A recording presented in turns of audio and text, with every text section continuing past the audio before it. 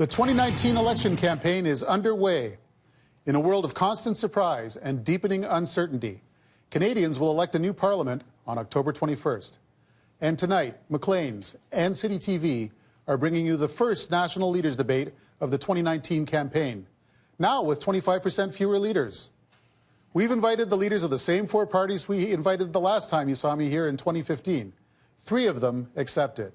Elizabeth May, the leader of the Green Party; Andrew Scheer, leader of the Conservative Party; and Jagmeet Singh, leader of the New Democratic Party.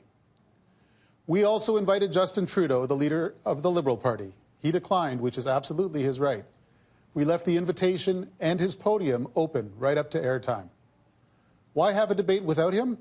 Because in Canada we elect parliaments, not presidents. Every major party can influence the next 4 years, and every party has a case to make and to defend. And in Canada, the right to ask questions is never bestowed by some authority. It belongs to everybody. Tonight's format is simple. The night's divided into 4 issue areas: the economy, Indigenous issues, energy and the environment, and foreign affairs. I'll ask each leader a question on each issue. That leader will have a minute to respond before we open the floor for a free-flowing debate. All leaders have agreed that I can intervene at any time to follow up, ask new questions, or clarify where appropriate. So let's begin with our first issue, the economy. City News reporter Janella Massa sets the stage for us.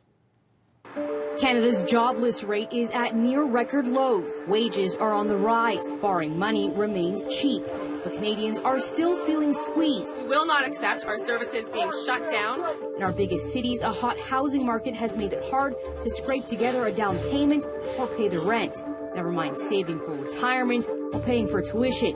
Meanwhile, many with well-paying manufacturing jobs are nervous. It's scary. I picture a closure of the plant within 3 to 4 years. And there are fears recession is around the corner. How will Canada weather another downturn while still carrying large deficits and paying off debt from the last one? As a business owner, we want to see control over the budget. I understand there has to be spending, but who lives beyond their means all the time? At the local Rotary Club meeting in Toronto's Scarborough Agincourt riding, the economy is top of mind. They promised that the deficit would be controlled, and then the number that they projected was really small, which surprised me. But within a couple of months, it was totally overboard. And, you know, that is really money out of each individual person's pocket. Many of the members in this potential swing riding are business owners themselves, worried about how federal decisions will impact the futures of their industries. My concern is the fluctuation in tariffs and the different things going on with the different countries that are somewhat outside of the control of the Canadian government. We haven't signed the free trade yet. You know, we need to get some stuff done in order for our customers to feel confident that to go ahead with their business plans for the future. And we're here with the members of the Rotary Club to watch tonight's debate. After we hear from the party leaders, we'll check in with them and get some reaction and hear what they thought of what the leaders had to say. And the first question on the economy goes to Elizabeth May of the Green Party. Ms. May, your economic ideas aren't widely known. You've called for a guaranteed livable income for every Canadian. Now, the Parliamentary Budget Officer reported in 2018 that a similar guaranteed basic income program would cost $43 billion a year on top of the cost of the existing programs it would replace. Is that realistic? Yeah, hey, Paul, let me just do a shout out to my fellow Rotarians who are watching, and I pledge to abide by the 4-way test at all times, should I become Prime Minister or in the rest of my political life. Our plans are very realistic. We have submitted our budget and our plans to the Parliamentary Budget Office. Our planks are being costed. In the case of guaranteed livable income, it's a project that will take some years to bring into place because we need to negotiate with every municipality and the provinces. We need to set the guaranteed livable income at a level which is indeed livable. And we know that across this country, that's a different measure. But we'll be able to wrap up and end the programs. Now, the Parliamentary Budget Office is only looking at the costs with the programs that they identified. There are other programs that PBL missed in that analysis, plus the benefits to our healthcare system would be enormous. The reduction of basically housing people in the most expensive housing possible, which is in penitentiaries, $100,000 a year per prisoner, instead of making sure that we invest early in eliminating poverty in this country. We can afford to do it. We can't afford not to. Okay, thank you for that, Ms. May. Andrew Scheer, does that sound good to you? Well, you know, when you're talking about adding tens of billions of dollars, $43 billion to the cost of government, that all comes from somewhere. That comes from the economy. That means that there is less prosperity and less growth, less economic activity that lifts people out of poverty. And in the preamble to the question, we heard a lot about the effect of that deficit. And we've seen what long-term permanent deficits have done to this country in the past. Justin Trudeau promised that the budget would be balanced, that the budget would balance itself this year. Instead, we see massive deficits as far as the eye can see, years into the future. That puts a huge strain on our social services like healthcare and education, and it means that right after the election, he will raise your taxes when he doesn't need your money, but he still needs your vote. Conservatives are focused on creating economic growth. That is what truly lifts people out of poverty. Sure. I mean, we heard from what's going on in Canada. We know that people are struggling. I meet people every day that are worried about the future. They tell me that they're not sure if they're going to be able to make ends meet. I've met moms who are struggling because they're worried about if they can provide for their kids. I met seniors who can't afford the medication they need. And really, it all comes down to one thing. Governments in Ottawa, whether they've been conservative or in this case, particularly with Mr. Trudeau, the Liberals, governments have always made decisions that seems to make life easier for the richest and hardest for everyone else. And we've got to change that. That's why we believe in investing in people, making sure we build a healthcare system that includes medication coverage for all, that we make sure that seniors never have to worry about the cost of medication, that young families don't have to worry about the cost of finding a home. If I could just correct you on one point. The previous Conservative government, our tax cuts overwhelmingly benefited low and middle income Canadians. Under Justin Trudeau, life has become less affordable. It's harder and harder for people to get tax cuts. We know that with tax cuts, Mr. Scheer's tax cuts, what they mean is tax cuts for the wealthiest, in wages, but that means cuts to families that are struggling. If I can go back to where you started, Andrew, you're right. We have to find money for these things. That's why the PBO is costing a platform that for us includes increasing taxes on the wealthy, eliminating the loopholes that overwhelmingly only benefit the top 1%, stock option loopholes, capital gains, the ways in which we deal with money in this country, we can actually find much more revenue. We don't tax Google or Facebook. They take billions out of this economy. We can raise the corporate tax rate to 21%. I want to touch on one thing that Mr. Scheer just pointed out, that he said he was going to cut taxes. He would certainly cut taxes. There's no question about that. He would cut taxes for the wealthy, and he would cut services for families. That is exactly what Conservatives do. We've seen it here in, well, let me finish my point. We've seen it here in Ontario. Mr. Ford promised to cut taxes. He did. He cut taxes for the wealthiest, and then he cut services for families. Autism funding, education funding, all the things that families rely on. With all due respect, I have made a firm commitment that under a Conservative government, I will ensure that funding for healthcare and social services continues to increase. But those services are threatened. If you want to talk about Ontario, we can see that Justin Trudeau is trying to do to Canada what Kathleen Wynne and the Liberals did to Ontario when they ran massive deficits that put strains on our public services and led to higher taxes. Under that type of program, our federal government will find it harder and harder to fund those programs. And the only way to pay for that is through higher taxes, which will make life less affordable. Universal pharmacare is the best way to reduce costs in our healthcare system. The only way to help people get ahead, is to leave more money in their pockets. That comes from a government that lives within its means. And we really need 100% universal pharmacare. That's the best way to control healthcare costs. Well, we've started a pretty good debate tonight already. Let's go to our second question. This one's for Andrew Scheer, the leader of the Conservative Party. And all the issues that you have raised in the last few minutes are going to come up later in the debate. Mr. Scheer, new Conservative governments in two large provinces this year, Alberta and Ontario, have discovered worse than expected deficits requiring bigger than expected spending cuts. If your new Conservative government were to discover the same situation at the federal level, would you cut spending or push back your target for a balanced budget? And if you'd cut, what would you cut?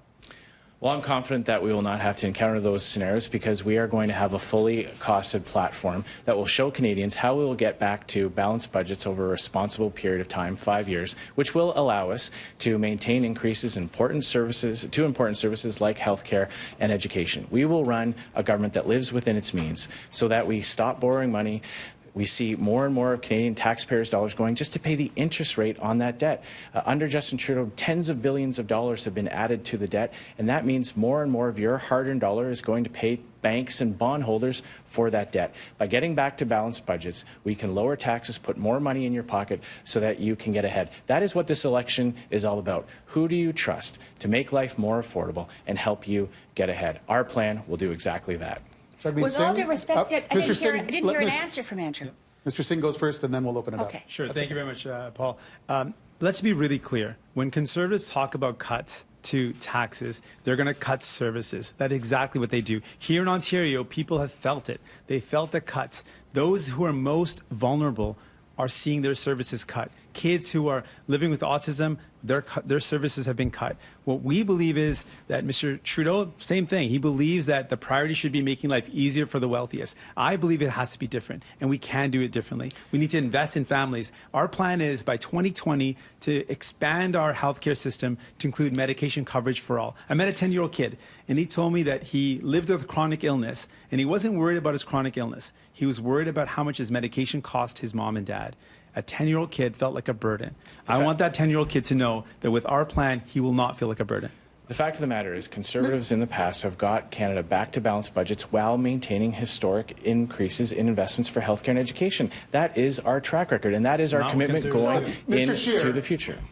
Ms. May actually has a point. The question was, in the event of a surprise, which priority goes first? Do you push back a balanced budget, or do you cut deeper than you would have We have made a commitment to get back to balanced budgets over 5 years. We are going to control the rate of growth of government spending. That is how we are going to get back to balanced budgets. We have seen record levels of spending. We're going to maintain those levels. We're also going to eliminate wasteful Liberal spending, like the $250 million that Justin Trudeau sent the Asian Infrastructure Bank to build roads and bridges in other countries. We're going to repatriate that money, and that's how we're going to get back to balanced budgets. We're going to do it at the same time as increasing healthcare and education transfers.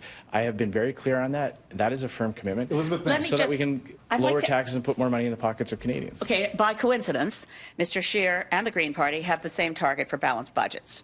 Within 5 years, we have a lot of revenue coming in from new streams, including putting a surcharge on banks' profits, bringing in higher taxes on large transnational corporations, and many others that will be in our platform.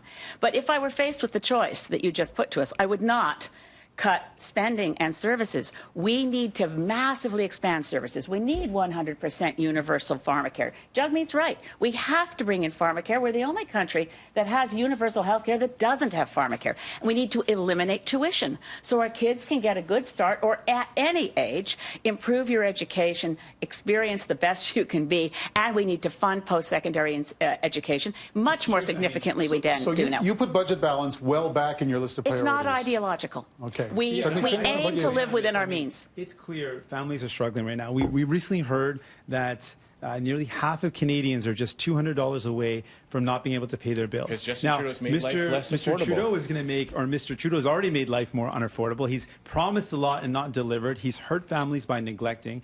Mr. Scheer's going to do even worse. He's going to promise you a couple extra dollars in your pocket, but it's going to hurt because he's going to cut all the services you depend on. That's just not we true. believe in investing in those services.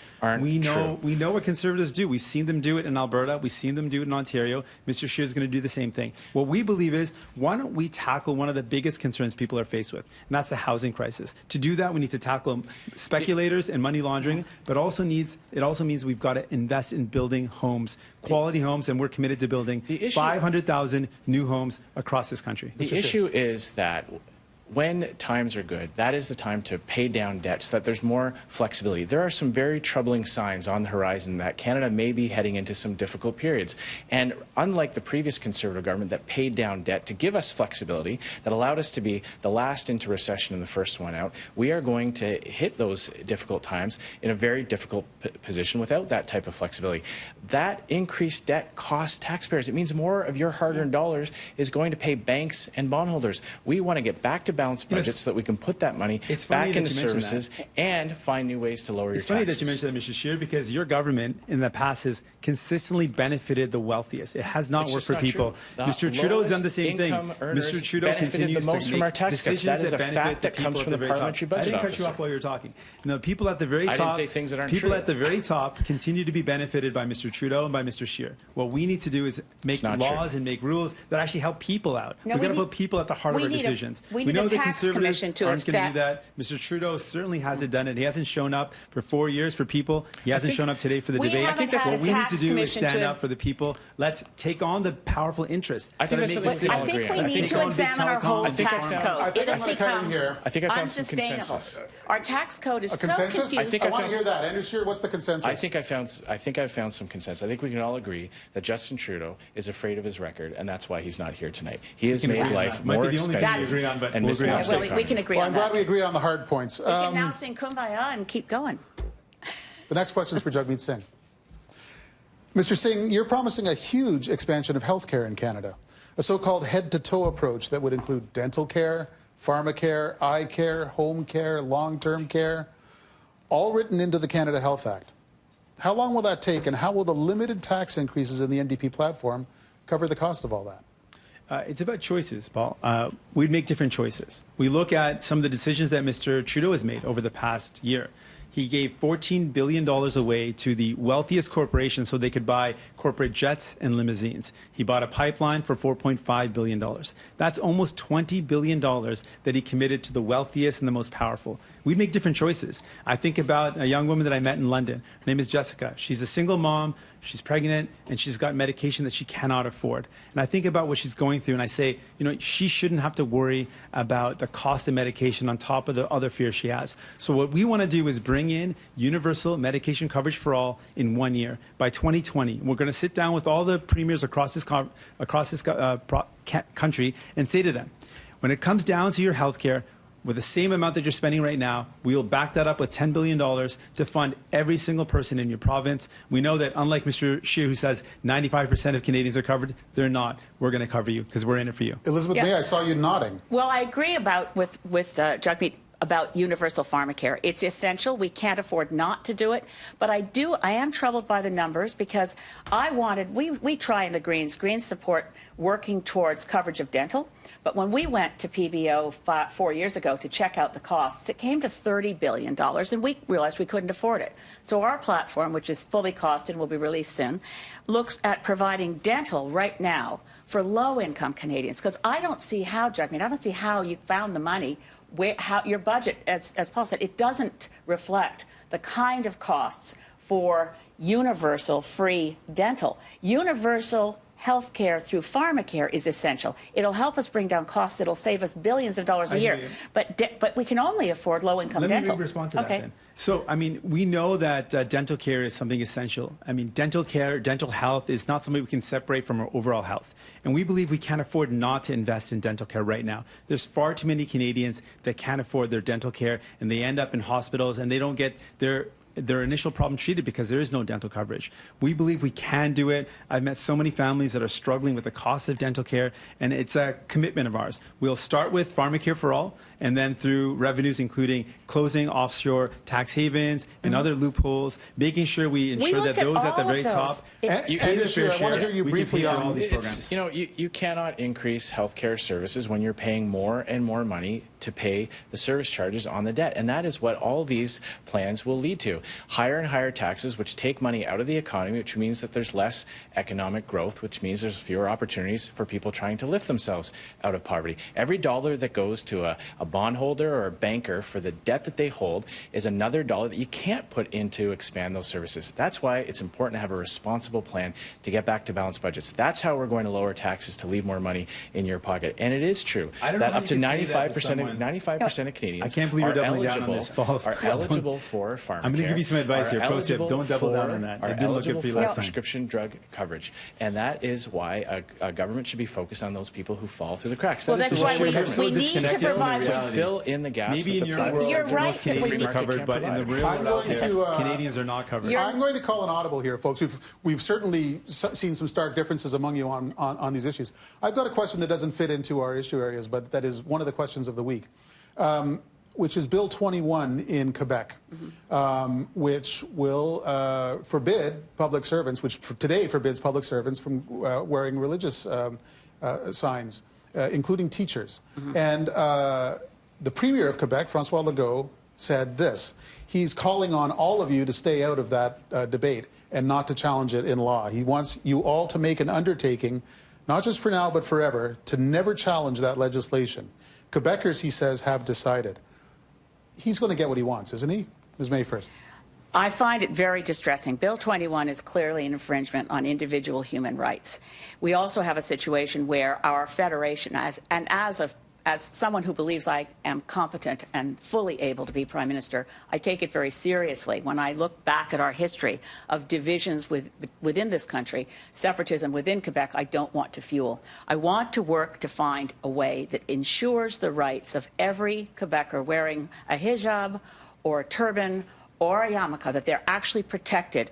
And it may be that we can find a solution where we leave Quebec alone, but we find jobs for anyone that Quebec has taken off of their payroll for working in a government job. And how you qualify kindergarten teachers as a government job, never mind. So you give jobs to people who have to leave? Yes.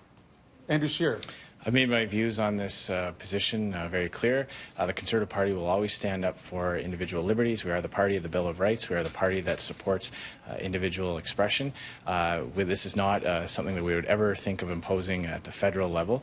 And right now, people in Quebec who are opposed to this legislation or affected by this legislation are pursuing it in the courts, as is their right. And ultimately, the courts will make a decision on that. A Conservative government won't join them in the court. We're not going to intervene in the case. The people who are against this bill are doing that. They are using the courts, as is their right, and the courts will ultimately decide on that. Jagmeet Singh. You know, I think about what this bill says to a lot of kids out there that are made to feel like they don't belong because of the way they look.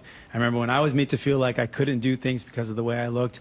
This is a law that effectively says that not just do we discriminate people maybe in society, but now it's legislated. It's legislated discrimination, and it's sad, and it's hurtful. And I think about all the people that wanted to pursue becoming an educator or maybe wanted to become a lawyer or a judge, and how it's telling them that they are less worthy and they don't belong.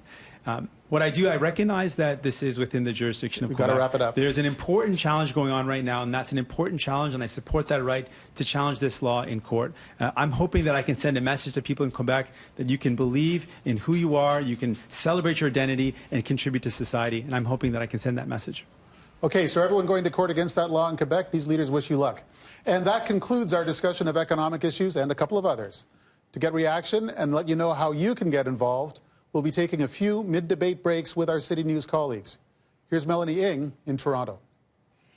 Thank you very much for that, Paul. A lot of people are chiming in online. In fact, this hashtag, First Debate, is trending #1 on Twitter in Canada. But we are also taking your questions, getting your reaction. Poll. We released this poll earlier on in the day, and this was the question we were asking you. Are you planning to vote in the federal election? Overwhelmingly, 87% saying yes, 13% saying no. We'll keep this poll open, but we want to bring in a new one, and this one is on Twitter. Here's the question. Of the 4 debate topics, what is the most important issue to you? As you know, we are discussing 4 major ones here: economy, foreign policy, Indigenous issues, energy, and the environment. So that's going up on Twitter right now, and you can have your say. We'll check in about 20 minutes' time. Meanwhile, behind the scenes, we are bringing in the pros. Aaron Brindle from Google Canada is a trends expert. He'll be following the analytics throughout this debate. And Dilshad Berman is part of our digital team here with Citytv, City News Toronto. She has also been seen shooting some behind-the-scenes footage on Instagram, where the leaders were arriving to our building here in Toronto, as well as some of the supporters who are standing by there. So don't forget to vote. We'll check back in with you on these polls. Meantime, we're going to check in with our Janella Massa, who is standing by in the eastern part of Toronto at the Rotary Club. Janella.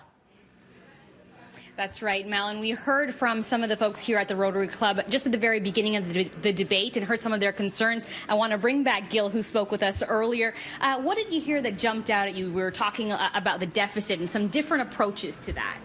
Well, right off the bat, I think Mr. Trudeau is conspicuous by his absence, so I don't think he did himself any favors there. I noticed that Mr. Singh is trying to portray Mr. Scheer as a forward conservative, and I don't know how that will carry. I know Miss May, kudos for her being a Rotarian, but I think her spending projections, I don't see how they could possibly cost that out, because the talks about there will be so much spending done. As my colleague last week was saying, you can't just keep spending without having some way of paying for it. So that would be my big worry between Mr. Singh and Ms. May, and that's my initial reaction. Thoughts. Thank Yes. you so much for sharing that, and we'll send now back to the debate. Indigenous issues have rarely been at the center of as many national debates as they've been over the past 4 years. From pipelines to clean drinking water to the inquiry into missing and murdered Indigenous women and girls with its 231 recommendations or calls for justice. That's why we've decided our second topic tonight will be Indigenous issues. And I'll warn the leaders right now, I'm going to be a little bit more interventionist in making sure you don't talk all over one another. It's good to be excited, but we have to be comprehensible too. Andrew Scheer from the Conservative Party, you get the first question. Mr. Scheer, last week the Canadian Human Rights Tribunal handed down a decision that could force the federal government to pay $2 billion in compensation to First Nations children harmed by the on-reserve child welfare system. Would you appeal that decision or accept it? Well, I would certainly acknowledge that the federal government has a unique responsibility as it relates to First Nations and especially Indigenous children, both on and off reserve. It's very important that that the programs that are offered to young Indigenous people give them the exact same opportunities that every single other Canadian has. It's very important that federal government works in partnership with First Nations communities. I've got a great relationship with Grand Chief Perry Bellegarde. He actually comes from my home riding of Regina Capel. That's why our Conservative government will be focused on practical things that can alleviate the types of challenges that are facing Indigenous Canadians. That includes ensuring that we end long-term boil water advisories, that there are partnerships in place so that people on reserve and off reserve can have access to the same types of jobs that other Canadians do. That means saying yes to important natural resource projects that give people an opportunity.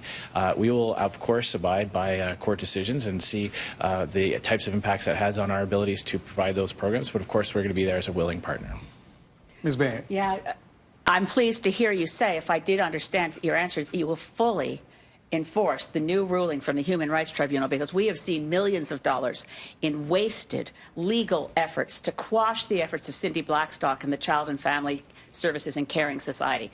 This is a huge victory for the work that's been done to protect Indigenous children, with the Canadian government fighting them tooth and nail. And the things you've mentioned, Andrew, are essential but not at all sufficient to meet the challenge of truth, justice and reconciliation, which means committing to the fully, as we do as Greens, completely fulfilling the requirements and the recommendations of the Truth and Reconciliation Commission and the Murdered Missing Indigenous Women's Inquiry. We will do these things, and that's just the beginning of working for real justice, which means allowing First Nations, Indigenous, Métis, and Inuit societies that self-identify. They decide who's a member of their community, and we begin to let and encourage that we have communities and nations opt out of the Indian Act, so we can end this structural violence that is our current system of laws. I want to make sure I understand. In the case of a Human Rights Tribunal decision like this, the federal government has 30 days to decide whether to refer it to a federal court. That's right. Which means that guy, the Prime Minister, must make that decision during this campaign. Yes. You would argue that he shouldn't refer it to a federal court? He must immediately accept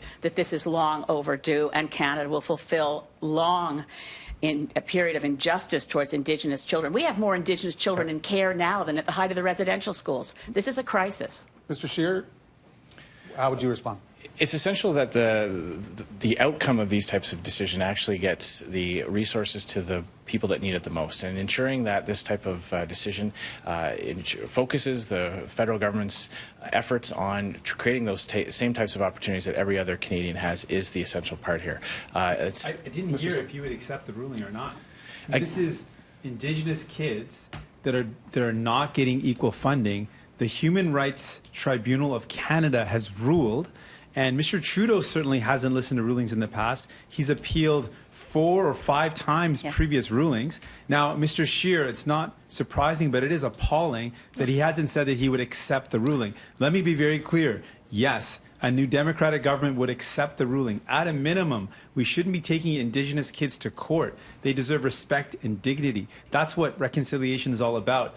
at a basic level, we ensure that there's equal funding. We also ensure that there's clean drinking water, there's access to quality homes, that we make sure that Indigenous people are treated as equal partners in decisions. I mean, I'm appalled that Mr. Scheer couldn't just say, yes, we wouldn't appeal the decision. On the broader question, don't rulings like this demonstrate how much expectations and frustration have increased even in only the last 4 years? And Mr. Scheer, doesn't that make it a much greater governing challenge than it was even the last time a Conservative was in power 4 years ago? No, you're absolutely right. And if there's one area where Justin Trudeau raised expectations to levels that he has been a complete disappointment on, it is on Indigenous files.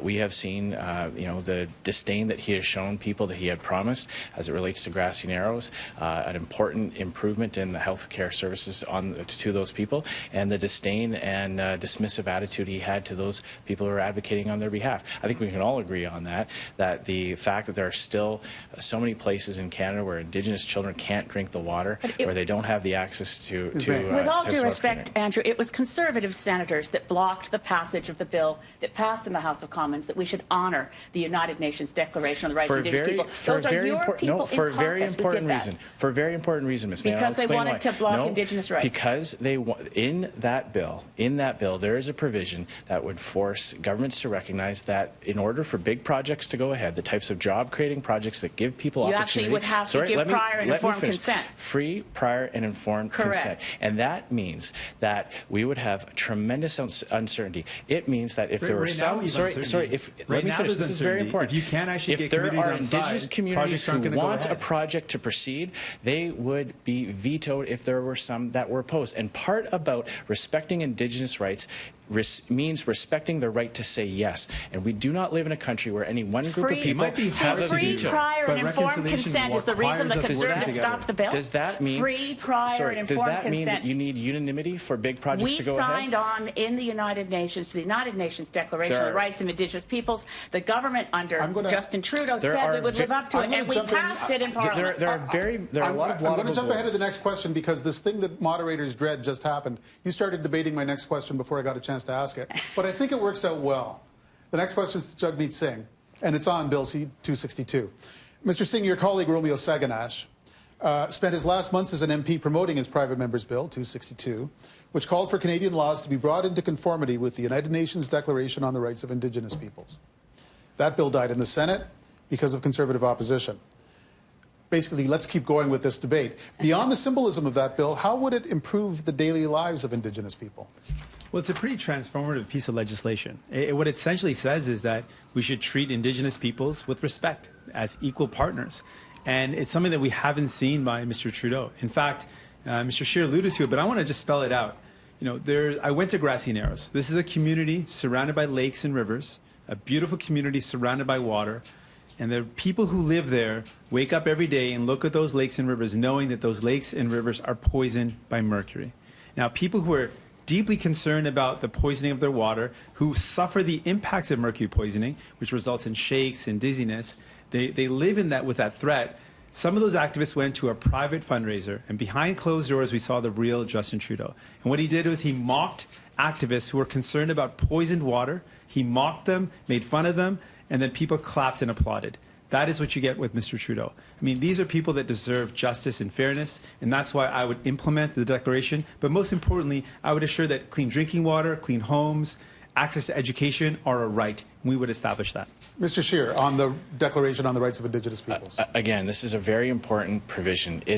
There are many laudable goals within this piece of legislation, many things that a conservative government will support, that I will support as Prime Minister. But we cannot create a system in this country where one group of individuals, one Indigenous community, can hold hostage large projects that employ so many Indigenous Canadians. Mining, for example, is the single largest employer for Indigenous Canadians. If this bill is implemented, we will see the complete blockages of large projects that build the types of prosperity. There were over 37 been partnerships agreements signed with the Northern Gateway pipeline project. There are many Indigenous Canadians who will benefit from Trans Mountain. And yes, there are people who are opposed it, but we do not live in a country where any one group of people have a veto over the language countries. you are using is so inappropriate when talking about Indigenous Canadians. You are missing the fact that Section 35 of the Constitution already, as interpreted by the courts, goes almost all the way to what the United Nations Declaration of Rights of Indigenous Peoples. Is much different. Consulting is not, I will consult with you till you agree with what we've already decided to do. That's not consultation, and it's not. It's what Trudeau thinks is consultation. It's obviously what you think is consultation, but it has to be free, prior, informed consent. It is true, Mr. Scheer, though, that the judge in the Trans Mountain decision last year said that a duty to consult doesn't mean waiting until the people you're consulting stop talking and then do what you want. No, you're absolutely right. The judges and the court decisions on this have been clear. The duty to consult means real consultations. It means dynamic consultations. We saw the Trudeau Liberals fail to do that properly. It means that where appropriate, those concerns need to be addressed. But it does not mean that any one Indigenous community or another can hold up projects if they happen to disagree with it. We have to live in a country where we can have the types of confidence from investors to build things to get people working. That is the only way to build prosperity for Indigenous Canadians. So that's not at all what's going to happen. First of all, you use language like hold hostage. I mean, that's just incredibly disrespectful off the top. You tell that to the dozens of communities who have been left out because they don't have the opportunities to work. Now, what happened is he's talking as if he doesn't understand the reality.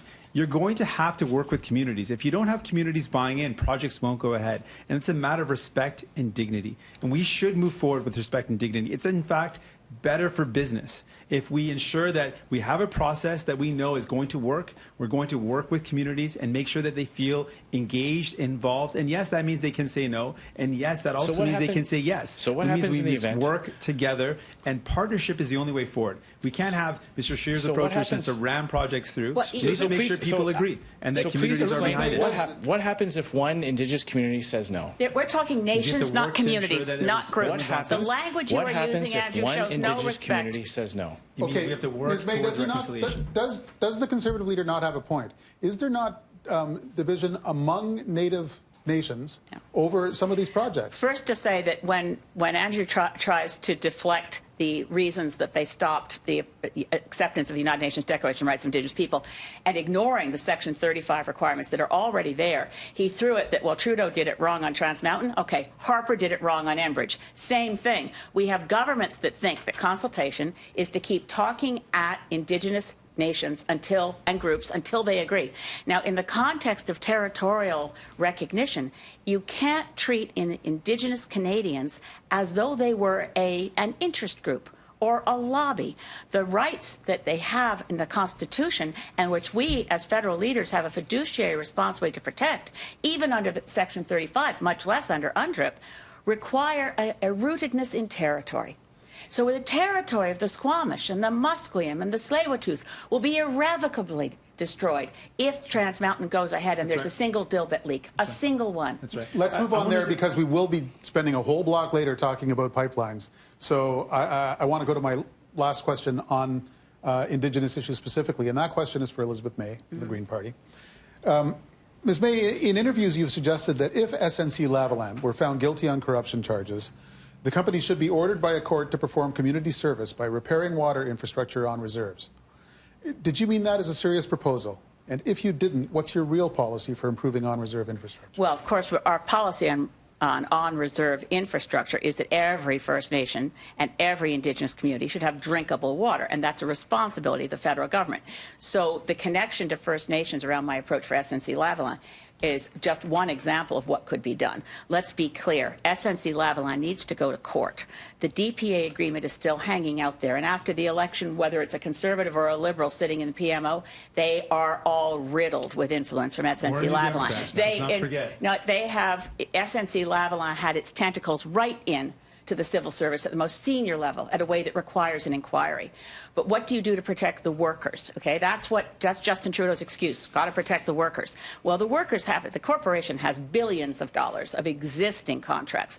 There is no evidence that jobs are at stake. But if you wanted to come up with something creative, which could not be Green Party policy, it would have to be up to a judge to say, I'd like to order this company to do community service, do the work that needs to be done Maybe in transportation infrastructure in a downtown. Maybe fixing the water line under the Fraser River from Mission, BC, which if it's 38 years old and it's already showing cracks, someone has to pay to do that work. Why not make SNC-Lavalin do it, but no profit line in the work they do? Mr. Singh, your MPs were quite critical of this idea. I mean, it's a bit ludicrous to suggest that we should be building public infrastructure through punishment of a multi-billion-dollar corporation. It is a ludicrous idea. We should be building public infrastructure through public dollars. We should be investing in not P3s where profit is the motive, but where we publicly own it. I took the profit out of it. That's the whole proposal. I mean, we shouldn't be proposing that a private company do it that way. Who do you think builds infrastructure on First Nations? We should have a public tender, and a public tender should be providing the services. Listen, but the public First tender Nations, goes to private corporations. No one would ever suggest that in a city like Toronto, that if the water was not clean, that we would ask a corporation as punishment to clean it. We would clean the water.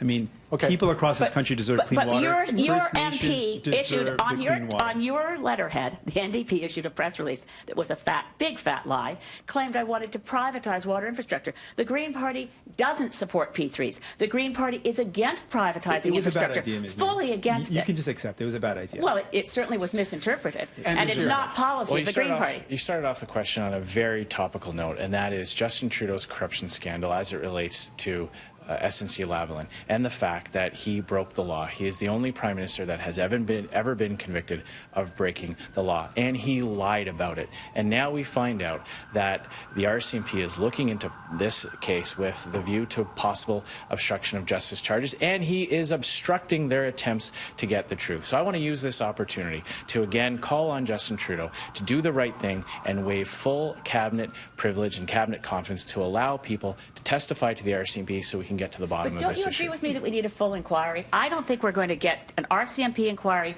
is internal. I think we need the equivalent of a Gomery inquiry because we have to get corporate influence out of government. SNC-Lavalin is not the only large transnational that can get people in PMO and PCO to jump when they say jump. I think it absolutely right. That's what we started with when we were first asked the question. We came out and said there should be a public inquiry. But I want to make something really clear. Whether we have Mr. Trudeau in government and a Liberal government or Mr. Scheer in government, at the end of the day, both these parties, they continue to make it easier for the rich to get ahead. That's their priority. So it wouldn't have been much different. The PMO's office, if it was a Mr. Scheer office, would have got the call directly from SNC.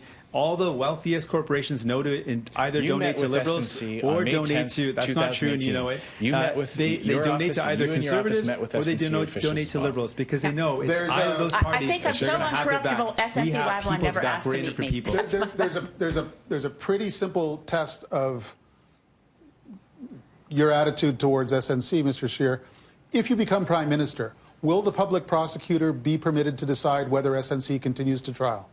Absolutely. The core of this issue is whether or not we want to live in a country where powerful politicians get to pick up the phone and tell prosecutors how to do their job. Okay, the whole root of this is that Justin Trudeau didn't like the answer that his Attorney General gave him, so he fired her. That is a huge attack on the independence of our justice system. And I can hear so many people saying right now, this was supposed to be about Indigenous issues. So I do want to ask Mr. Singh, Mr. Scheer, Ms. May, if there's time, because you've already been addressing the question, how do you fix dirty water on Indigenous communities? It's an intractable problem, it seems. It's a huge problem. Paul, I don't see how in a country as wealthy as ours, in the year 2019, with the technology that we have, that there is any excuse for clean drinking water not being available to everybody. I reject any excuse. I reject any sort of plausible denial that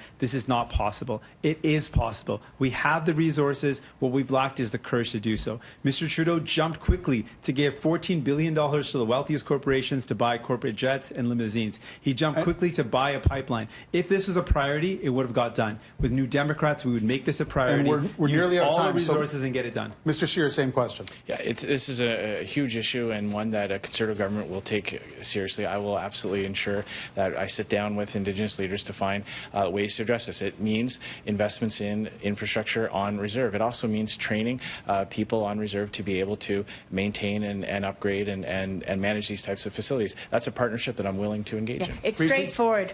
water infrastructure in Indigenous communities needs to be owned by Indigenous communities, and the workforce that keeps that system working needs to be from people in the community. The ownership with top-notch equipment will ensure that every community has safe drinking water. Okay. That concludes our discussion of Indigenous issues. I'll be back in a minute with the leaders.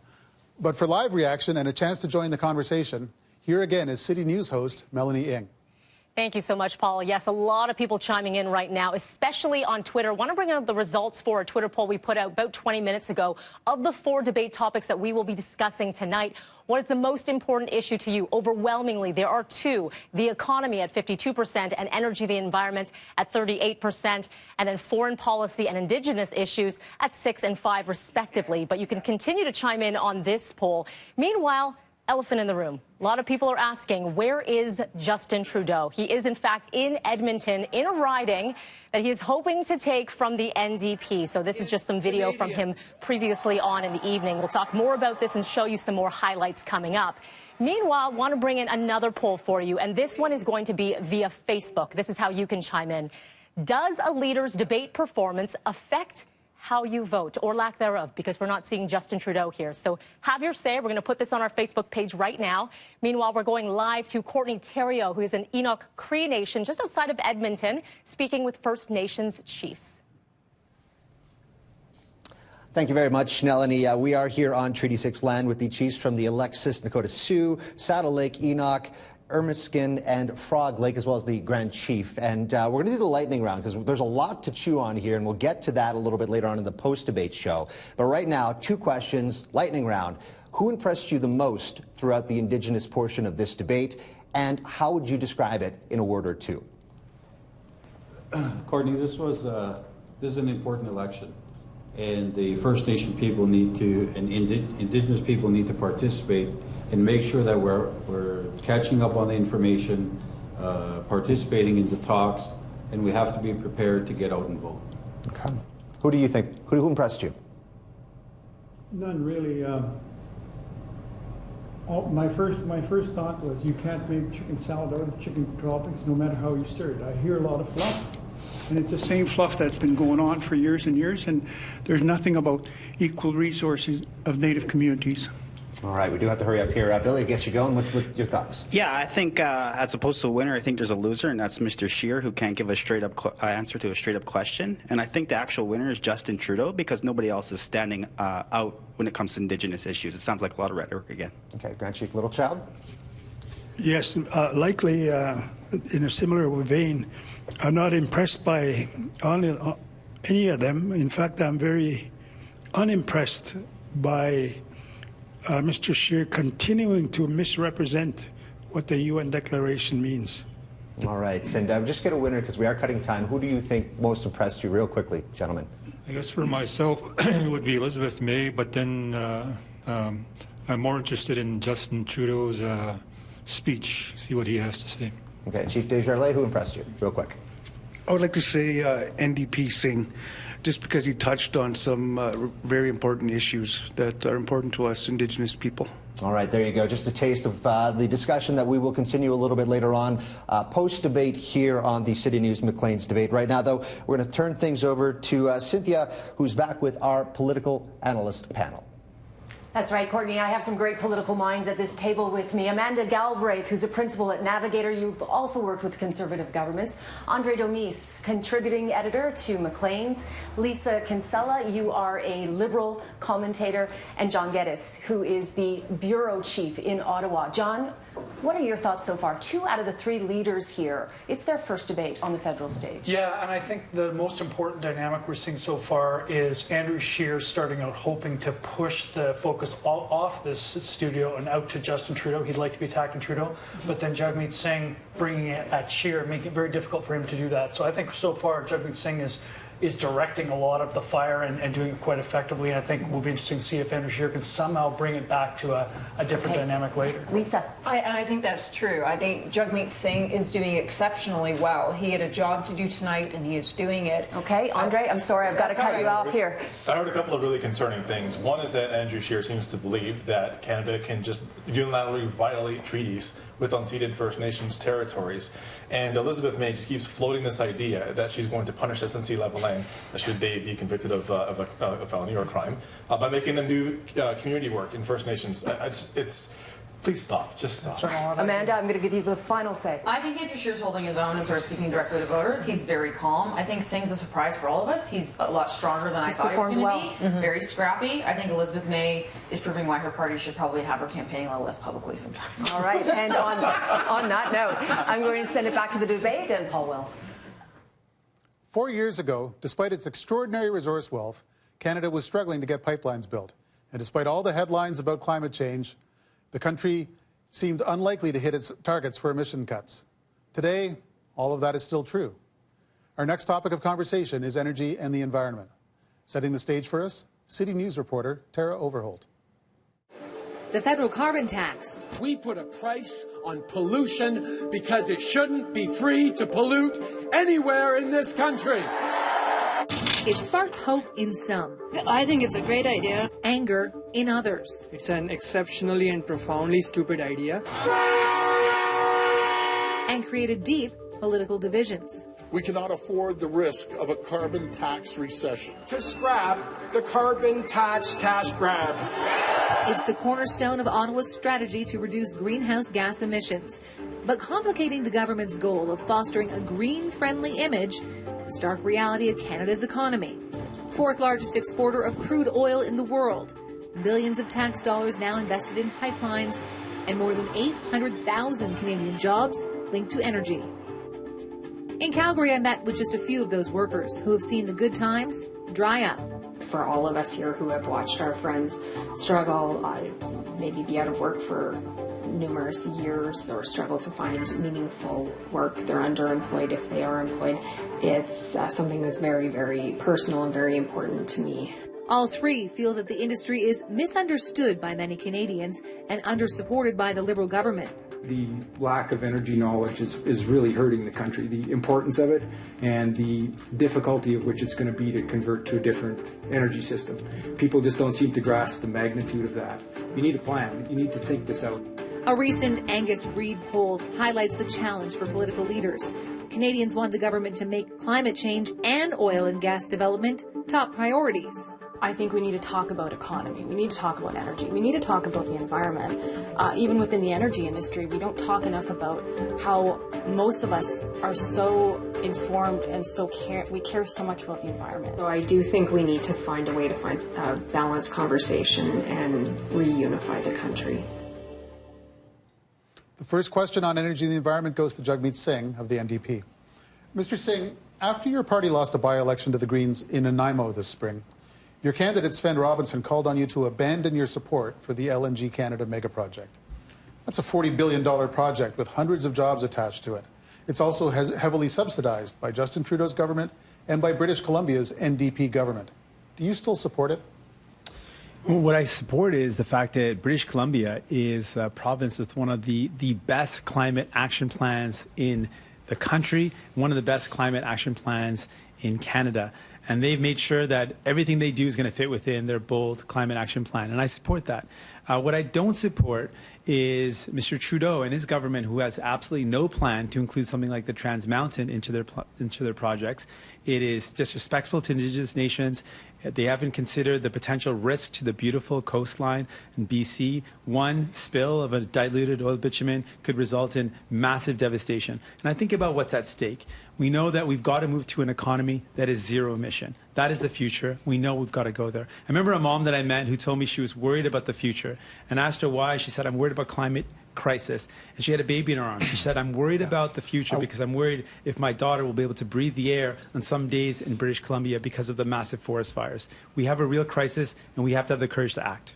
I want to make sure I understand. If you form government, if you have the deciding vote in a minority government, that LNG Canada project goes ahead because the NDP government of BC wants it. What I can tell you is that we would immediately end all fossil fuel subsidies.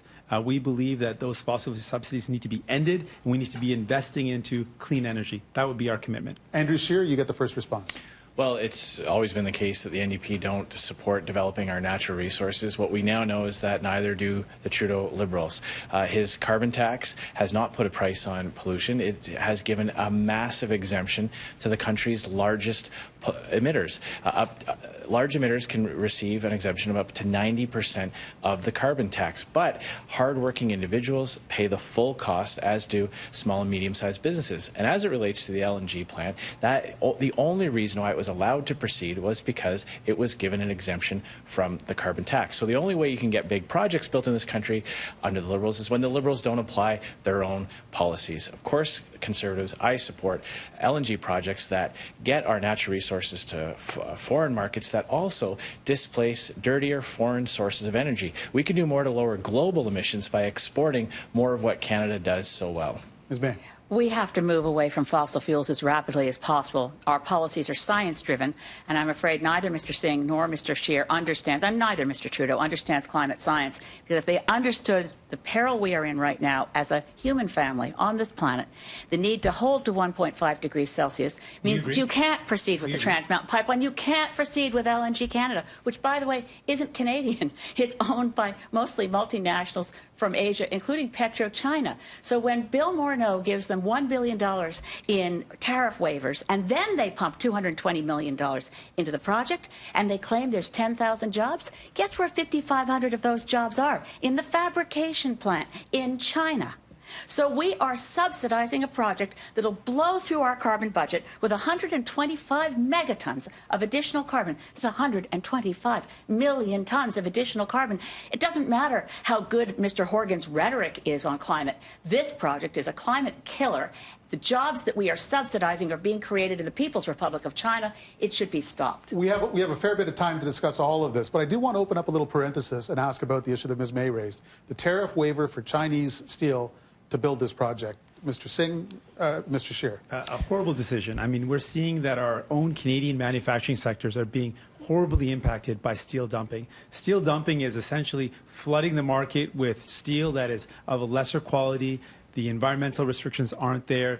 It displaces good-paying quality jobs here in Canada. It's something we've got to do much more to attack. Without any measures to challenge the steel dumping, it could seriously continue to threaten jobs in the manufacturing sector for steel and aluminum here in Canada. One of the things that I was deeply concerned with was that Mr. Trudeau completely disregarded the steel tariffs that threatened a lot of jobs, steel and aluminum tariffs, and instead signed an agreement with a country while they still had illegal tariffs imposed on us. We've got to change our approach to make sure we've got manufacturing in Canada that's strong, that's supported. That's our commitment. So will you come out against LNG Canada? On the steel waiver, on the tariff waiver. I can agree with Mr. Singh that it was very disappointing to see Justin Trudeau sign a deal with Donald Trump after conceding so much without getting a solution on steel tariffs. And then when it finally did come, it still gave a lot of flexibility to the U.S. government to put those tariffs back in. As it relates to LNG, the reason why the federal government, the explanation that were given by these Liberals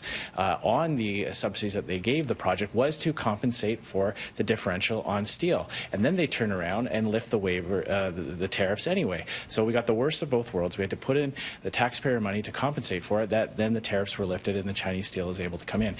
This is just another point of weakness on Justin Trudeau's dealing with our difficult situation with the government of China. He's put money into the Asian Infrastructure Bank, building roads and bridges to help the government of China expand its influence in the region, and he's taken this move on the steel tariffs as it relates to LNG. So another example where Justin Trudeau can't stand up for Canadian workers. Yeah, I think what we need to do when it comes to manufacturing, one of the things we proposed, I went to Thunder Bay and I met with the workers who no longer have a job. Many of them received layoff notices because they couldn't continue to produce their amazing products in Bombardier and Thunder Bay. Now, at the same time, Canada spent $1 billion on a contract to buy, in our publicly owned train sector, to buy trains from a German company. And I've said that that's completely irresponsible. To use public dollars to fund other countries and their manufacturing sectors is irresponsible. What I would do to those men and women that are working in Thunder Bay, to the people that work here in Canada, is say this: if we're ever spending any public dollars, we should spend that money on procurement process that requires made in Canada content. That means ensuring that we support manufacturing in our country, that workers who work so hard have a future where they know they can rely on investments by Canada to support manufacturing in Canada. I just wish you supported the steelworkers at Evraz Steel in Regina that make the steel for pipelines. I just wish you supported the steelworkers in Hamilton who also sell products into the energy sector. No, you don't. Those jobs won't exist if we don't have development projects in this country. That's just a simple fact. We just have to respect the reality that we're facing climate crisis, and we've got to make better decisions. When you we can put those great workers, when you leave our those natural incredible resources, workers, we give them opportunities. The moderator will move along. Thank you. To the second question, which goes to Elizabeth May. Ms. May, a pillar of your plan to fight climate change is to retrofit every single building in Canada to make them all carbon neutral in just 10 years. The economist Andrew Leach says that means getting 7 million homes off natural gas or heating oil, and that both electricity and housing stock are matters of provincial jurisdiction.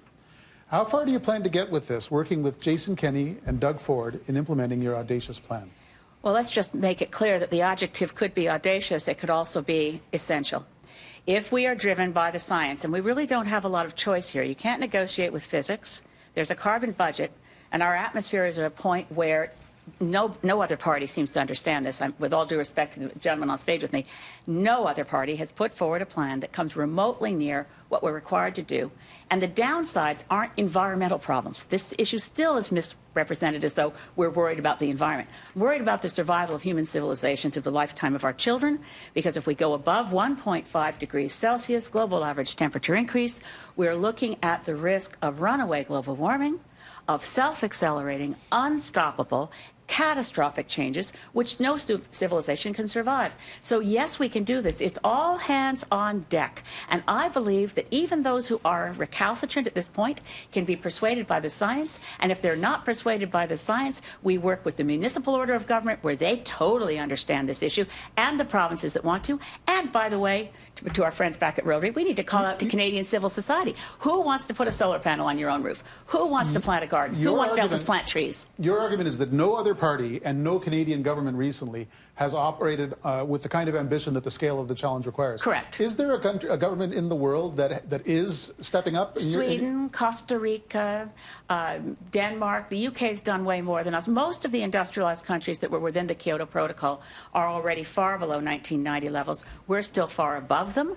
We're required globally to go 45% below 2010 levels by 2030. That's a tough challenge. It's not business as usual. It's not politics as usual. That's why I've written to both Jagmeet, Andrew, and Justin to say we need an interior cabinet that focuses only on this, because we can't stick to status quo decision-making and save ourselves at the same time. I have so many questions, but my piece of paper says that it's Jagmeet Singh's chance. Thank you very much. You know, Madam May and I agree a lot. It's absolutely important to be driven by the science. We absolutely believe that we can change the direction of our country if we make the right investments, end fossil fuel subsidies. We can invest in clean energy, renewable energy. We also really strongly believe in retrofitting homes and buildings across this country, creating hundreds and thousands of jobs. We envision at the minimum 300,000 new jobs being created. We agree on a lot, and we know that we need to do this. And Ms. May knows that our plan is one of the boldest plans to tackle climate crisis. But there's a couple of points. There's a couple of points that we disagree on.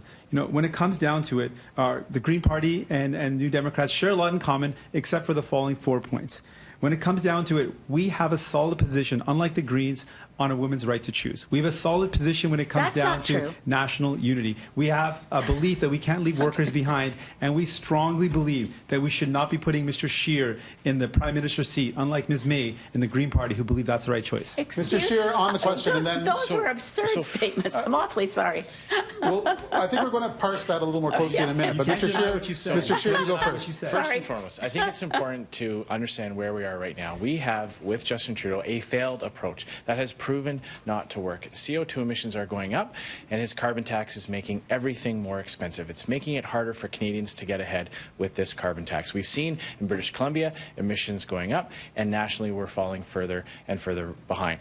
Our environmental plan, the Conservative Party's plan, my plan, helps make life more affordable while we lower greenhouse gas emissions. I do agree with Ms. May that buildings are an essential part of fighting climate change. That's why we are introducing a green home renovation tax credit that will allow Canadians to invest in their homes, to upgrade their furnace, to replace their windows, while getting a generous tax receipt, lowering their energy costs, helping them get ahead, and lowering CO2 emissions at the same time.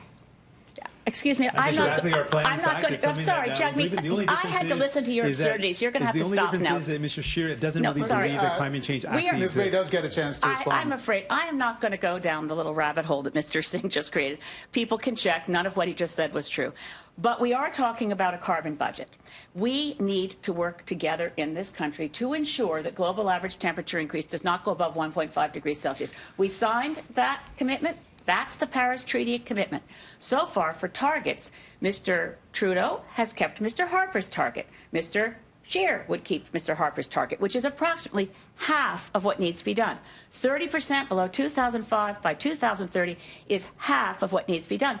And your target, Jagmeet, is 38%. We need to reduce by 60% if we're serious. Now, it's not easy, but it is possible. We have to marshal all our resources. We will be putting millions of people to work in this country, transforming our economy and giving our economy a boost that it really needs in new investment. And Ms. May said something that I agree with. You can't argue the physics. Right. And part of the physics is that a molecule of CO2 does not need a passport to travel around the world. And that's why my plan is the only plan that talks about taking the climate change fight global, recognizing that Canada can do more to lower global emissions by doing more of what we do at lower emissions rates, like making aluminum, and exporting clean Canadian technology. There are 3,000 electrical plants in China. If just 100 of them used Canadian carbon capture technology, we could lower emissions by 300 megatons. The problem is that you is don't the have type a target. Of approach. If you don't have a plan. I'm the only leader talking about taking the climate change fight tackle global. Climate crisis as well as creating opportunities for work.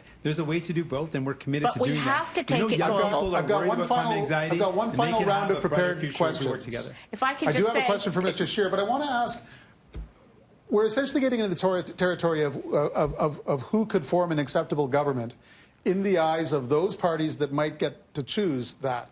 Ms. May, you've said that you would not support a minority government led by any of the other parties. And Mr. Singh, you've said that you would not support a conservative minority? What I said was, and I know how these parliamentary negotiations go. I have colleagues in Green parties around the world who've negotiated various governments, served in cabinets around the world. And in fact, of course, my colleague Andrew Weaver negotiated a government for British Columbia. But the bottom line for Greens isn't about power for us. The bottom line is, whatever parliament is formed at the end of the next election must be committed to holding to 1.5 degrees Celsius, which means massive transformational changes that start now. And no one else so far, I think they might change their minds in negotiation. Their current policies don't cut it. And so if the Conservative Party has the most seats but doesn't commit to 1.5 degrees, what's your response as soon as Parliament convenes? We wouldn't vote for them in a confidence motion, even on the speech from the throne. Okay, and if that means that Justin Trudeau gets a chance to form a minority government with fewer seats than the Conservatives, you're okay with that? Well, the majority of Canadians by far have for decades been asking for climate action, and what has stalled it has been the short-term partisan interest of political leader after political leader. It's time for some courage. It's time for some bravery. It's time for saying this is what we must do for our kids, so we will do it. Mr. Singh, which parties would you and would you not support in a minority situation? Well, I want to make it clear. I believe that climate crisis is something we've got to take seriously. I'm committed to real action. Mr. Trudeau has said a lot of pretty words, but hasn't really delivered any real action, and he's failed on that front. So our position is clear. We would not support Mr. Scheer. It's his position on his lack of clear position on women's right to choose, on LGBTQ communities. For me, that's not debatable. For us, we want to make it really clear. We have a solid position on those fronts. Okay. It doesn't seem that the Green Party is very clear on their position. Our position is very clear. We support national unity. We support a women's right to choose, and we're going to fight to make sure that we build a brighter future for I believe we've just kicked off a debate that's going to go for the rest of this campaign, so I'm not going to indulge it any further tonight. Mr. Scheer, you get the next question on energy and the environment. Mr. Scheer, you have opposed carbon taxes because you prefer regulation of heavy industry. You would force businesses that exceed their emissions targets to invest in clean tech. But in 2014, Stephen Harper said that with energy prices low and the United States letting their companies off easy, quote, it would be crazy economic policy to do unilateral penalties on that sector. We're clearly not going to do it. If he wouldn't do it then, why would you do it now? I have my own plan. I've unveiled a real plan for the environment. It is the most comprehensive policy ever put forward by an opposition party. It contains over 50 specific measures that will explain how Canada can reach its international obligations.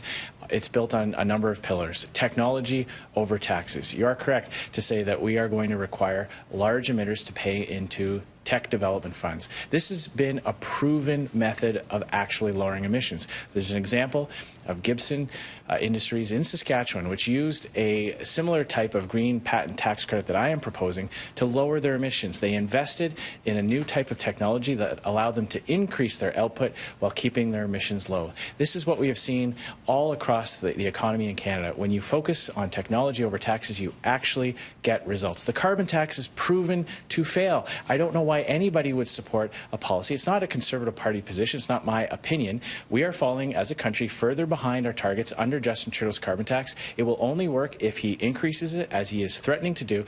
After this election, if Justin Trudeau is elected, he will make your life less affordable by ramping up that carbon tax. Elizabeth May. We need massive investments in energy infrastructure in this country, and they need to be investments in an east-west and reaching north electricity grid so that Canadians are no longer driving internal combustion vehicles.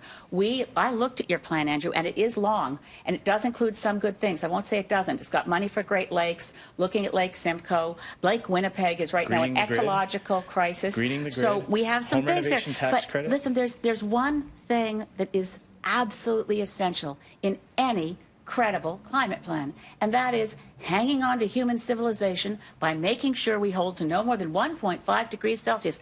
And we need to understand the window on that opportunity closes soon. And if it closes and we haven't gotten to the other side of that through global leadership, that's where the global part of what Canada should do is that we are still respected in the world. We punch above our weight. If we get our own house in order and say, look, we were dependent on fossil fuels, but look at us now. We're going off fossil fuels by 2050. We're cutting our emissions by 60% by 2030. Our economy is booming as we move into this enormous range of economic opportunities. But if you don't have the right target, you can't make a plan that makes any sense. No one in this election has accepted the target that science requires. One brief question before we go to Mr. Singh. No, you haven't. Elizabeth May, you said that window closes soon. When is soon? According to the Intergovernmental Panel on Climate Change, whose reputation, by the way, is that when they're wrong, it's because they underestimate the impact and overestimate how much time we have. So I find it very alarming. As the international community heard their report on October 8th, 2018, people said this is the alarm bell that we can't ignore. Everybody else has hit the snooze button.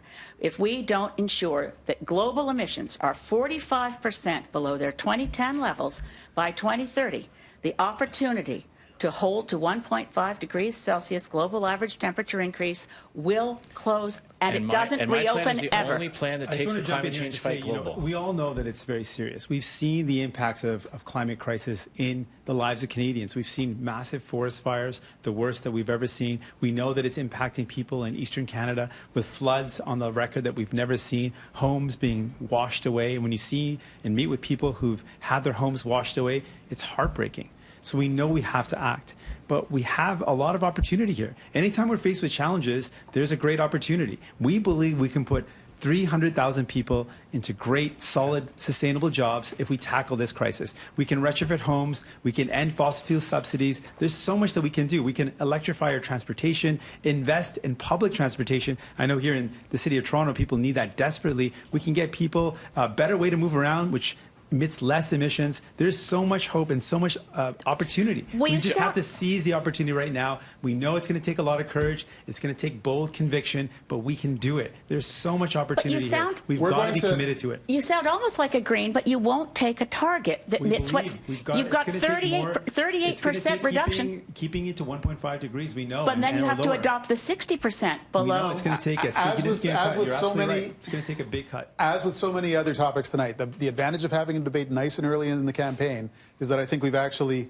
set the table for discussions that are going to take place for the entire rest of the campaign. That concludes, you may be relieved to hear, our discussion of environmental issues. I'll be back in a moment, but let's take our final break and check in on reaction to our debate so far. Thank you, Paul. 3 topics in, and you are definitely chiming in. I want to bring in the poll results for the last one here, and that was, does a leader's debate performance affect how you vote? Overwhelmingly, 64% saying yes, 36% saying no. Does this debate perhaps change your mind? I want to bring this in here for you. What question would you have asked the leaders? Because we are running out of time here. If it doesn't make it to broadcast, we, of course, will be doing some one-on-ones and some scrums with the leaders. So maybe we can get your question in there. You can chime in on Facebook as well as on Twitter.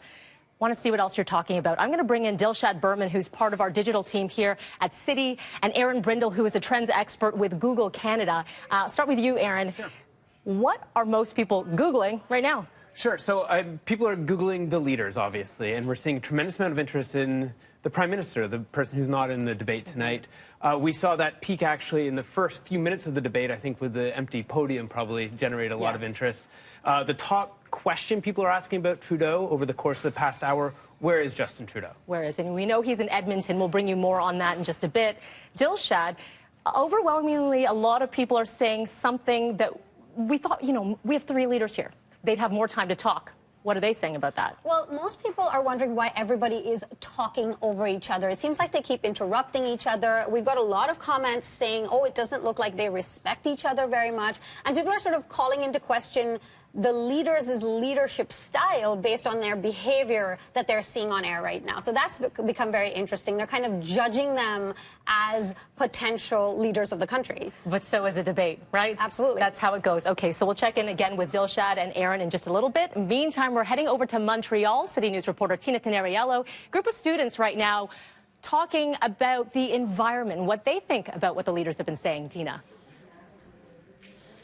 Yes, thank you so much, Melanie. We're at Dawson College, and we are with students who have been taking to the streets to demand that government take action to fight climate change. We're talking tens of thousands of students that have been protesting this. It's been one of the biggest turnouts around the world. In fact, the Swedish teen climate activist Greta Thunberg even got their attention, and she's going to be coming to Montreal for a protest at the end of the month. And we're joined by some of the students who made this happen, who reached out to Greta and asked. So I want to ask you, Marwan, I saw that you were actually laughing sometimes during this debate. So what do you think? Which leaders, are there any leaders who impressed you?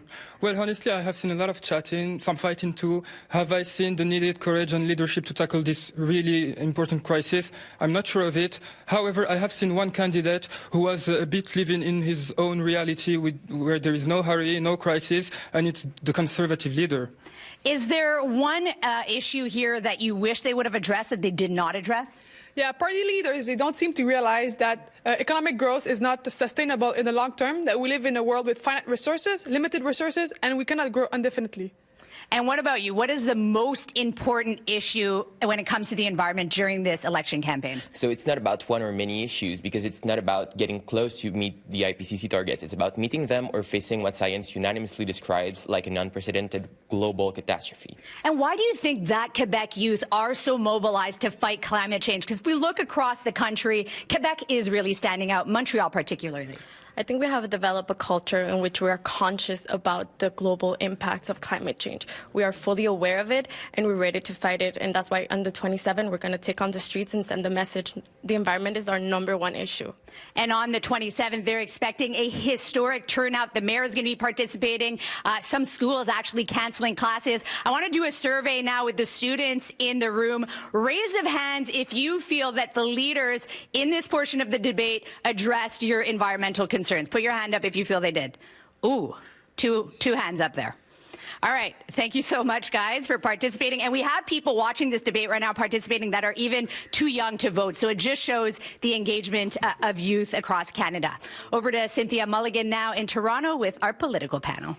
All right, thank you. Amanda Galbraith, is Andrew Scheer doing what he needs to do to take on Justin Trudeau? I think he's started. He's one of the few leaders we've seen kind of go back to attacking Prime Minister Trudeau over and over Consistently. again. Yeah, which I thought we'd see a lot more of. So I think he's doing what he needs to do. It's surprising to me the leaders, the other ones, have not kind of gone at him as much. Andre? I would say that it's a little bit surprising to me that Scheer is going after Trudeau, and I think his largest threat is actually the NDP. Like, for a lot of Canadians, you know, their biggest issue is the looming climate disaster. And on that front, Scheer and Trudeau are not really that far apart. I would say, like, his largest threats are from the Greens and the NDP, so I don't know that that is necessarily his biggest target. All right, Lisa Kinsella, weigh in here. Well, I think there's been a lost opportunity here. You have Justin Trudeau, who's not at this debate tonight, and I think it took, about 40 minutes before anyone really started going after him. So when you have this, effectively, because both Singh and May have essentially said that they're not going to win this election, what Scheer should have been doing is focusing his attacks on Trudeau as opposed to arguing with the other leaders. And John? Quick moment there, though, when Singh, after going very effectively after Andrew Scheer for much of the night, trained his sights on Elizabeth May, which is a reminder that the NDP has to pull back some centre-left votes that have drifted to the Greens recently, and that's another important mini-fight within this bigger battle. All right, thank you. We'll continue watching right now. Back to the debate, and Paul Wells. Stephen Harper used to describe the world as a sea of troubles that Canada needed to avoid. But nowadays, the trouble doesn't bother to stop at our shores. With Canadians detained in China, conflict over tariffs and values with President Donald Trump, and trouble in Kashmir, Venezuela, and the European Union. In a moment, we'll debate Canada's place in the world, but first, City News reporter Travis Prasad with the events that have rocked our reputation on the world stage and how they've impacted sentiment on Main Street. In Saudi Arabia, an already strained relationship collapses. This is Rahaf Altman, a very brave new Canadian. As Canada calls out the regime's human rights record and the Saudis respond by severing ties. In China, relations sour after the arrest of a Huawei executive in British Columbia at the behest of the U.S. The swift Chinese response includes the detention of 2 Canadians and economic attacks. He learned that's going to cost a lot of money for the people of Canada. And with our largest trading partner, name-calling and a roller coaster relationship with the U.S. president. But after tense negotiations, a new NAFTA, signed though still not ratified. Was it a success? Depends on who you ask. These are the Chaberton Estate Vineyards in Langley, British Columbia. Brian Enser's winery makes 54,000 cases each year. 1/3 are sold in BC grocery stores, where BC wineries have exclusive access. I think it has been a bit of a boon because access to grocery store shelves and any shelf space is great. But that will soon change when U.S. wines start pouring in under a new deal that Enser feels the Trudeau Liberals made under pressure from the Trump administration. Losing shelf space to some small and boutique wineries could be crushing or fatal to the business, depending on how they've situated their sales. Enser says that while his business can withstand the change, he still can't see the impact of Canada's foreign deal-making as a glass half full. First question on foreign affairs goes to Jagmeet Singh of the NDP. Mr. Singh, while a lot of my questions have been on very specific files, this one's a bit more general. The fastest growing foreign policy challenge facing Canada today has to be China. We want trade and investment ties that are good for the Canadian economy, but we worry about human rights and the rule of law. How would you reconcile or at least balance these conflicting values? Well, thanks for the question, Paul. We have to do exactly that. We've got to balance the interests. And if you look at the track record so far, we all hope that with Mr. Trudeau, and I can admit that I hoped as well, that it would actually truly bring Canada back on the international platform. There was a lot of difficult years with Harper, who had really embarrassed Canada in a lot of ways. Now with Mr. Trudeau, it's the same thing. There's been a mess of the China situation has been a complete debacle.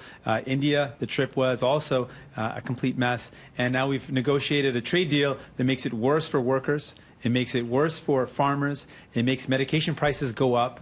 And in general, what we're seeing is, again and again, this emphasis on making life easier for the people at the very top and harder for everyone else. I would approach trade as a free trade is not the way forward. It makes corporations benefit. I'd approach it through fair trade. And with China, same idea. We have to make sure that we have a consistent approach that balances our need for economic development, but that does not create an unlevel playing field for our workers who cannot compete unless there's equal environmental rules and workers' rights. Elizabeth May? I have to say that anyone who gives an answer confidently saying they know what to do with China isn't telling the truth. China right now and Canada's relationship with China are imperiled by some rather large forces that are outside of our control.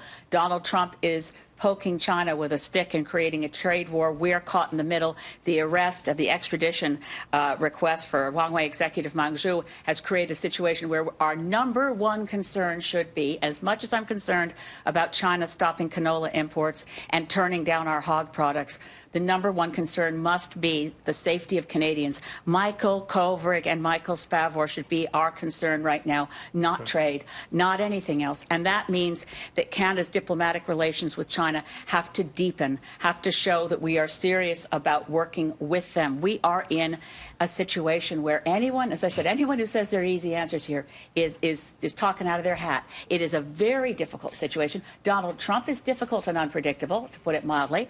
Meanwhile, People's Republic of China is a country which shows no respect for human rights. It is not obviously, it is a totalitarian dictatorship.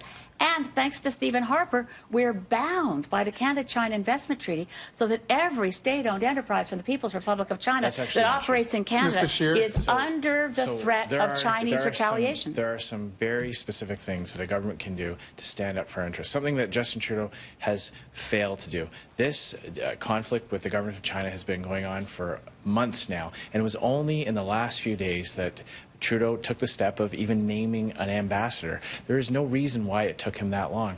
Also, we can show resolve. We can stand up for ourselves. And as Prime Minister, I will pull the funding from the China-run Asian Infrastructure Bank. I do not understand, Canadians don't understand why their tax dollars are being sent to build roads and bridges in other countries that China has the ability to influence. I would also start to take the steps necessary to show China that when they start blocking our exports, that we will stand up for ourselves. But I will agree with you, Ms. May. The two Canadians who are held illegally in China must be the focus of our concern. We need a reset in our relationship, and it starts with having a Prime Minister that stands up for Canada. But if you cancel fossil fuel subsidies, which Stephen Harper promised he would do in 2009, it would have an effect on dozens of state-owned enterprises from the People's Republic of China, like the partial owners, PetroChina, Kitimat, owning part of the LNG project, Canada LNG it's called. We're throwing $220 million at that. I've been very clear that I do not support a free trade deal with China at this time because of the role of state-owned enterprises in their economy. But we're already committed, thanks to Stephen Harper's cabinet, which passed it under royal prerogative. You're misunderstanding what a Foreign Investment Protection Act means. No, I'm afraid you haven't read the Canada-China Investment Treaty. It gives Canadian businesses and investors the same types of protections. No, it doesn't. It is essential. No, it's essential. No, you have to read. We can't do business with another country if our investors don't have the same protections. You need to read what those who understand this agreement. It froze in place all of the discriminatory practices towards Canadian enterprises while giving the People's Republic of China state-owned enterprises the right in secret tribunals to bring charges against Canada and seek arbitration damages. And the first 6 months under this agreement lets them lean on us in diplomatic forms in closed doors, behind closed doors. The situation right now with two Canadians being detained in China in deplorable conditions is something that we've got to focus in on. It's something that requires all of us working together to ensure that they're returned safely, that they're treated in a dignified and humane way. There's been lots of concerns about that. That should be a focus. But when we talk about trade, I think it's important, whether it's with China or any other nation, we've got to look at the goal of our trade deals. So far, the trade deals that I've seen have focused on free trade without really benefiting workers. I grew up in Windsor, and I saw what free trade did. Unfettered free trade without protecting workers meant that the kids that I went to school with, their parents used to have great jobs in the auto manufacturing sector. They lost those jobs, and they're struggling because there wasn't a focus on making sure workers have a good opportunity. Free trade. That's got to be our focus. We're even subsidizing projects that outsource thousands of jobs. Free trade, good jobs for workers. Free trade with the United States creates billions of dollars of economic activity, creates well-paying jobs for hundreds of thousands of Canadians all across the country. It benefits the people at the top, but it doesn't help people every day. We see our manufacturing sector has been hollowed out. You talk to the people who are making cars. I feel this one petering out a little bit, so let's go on to the next question.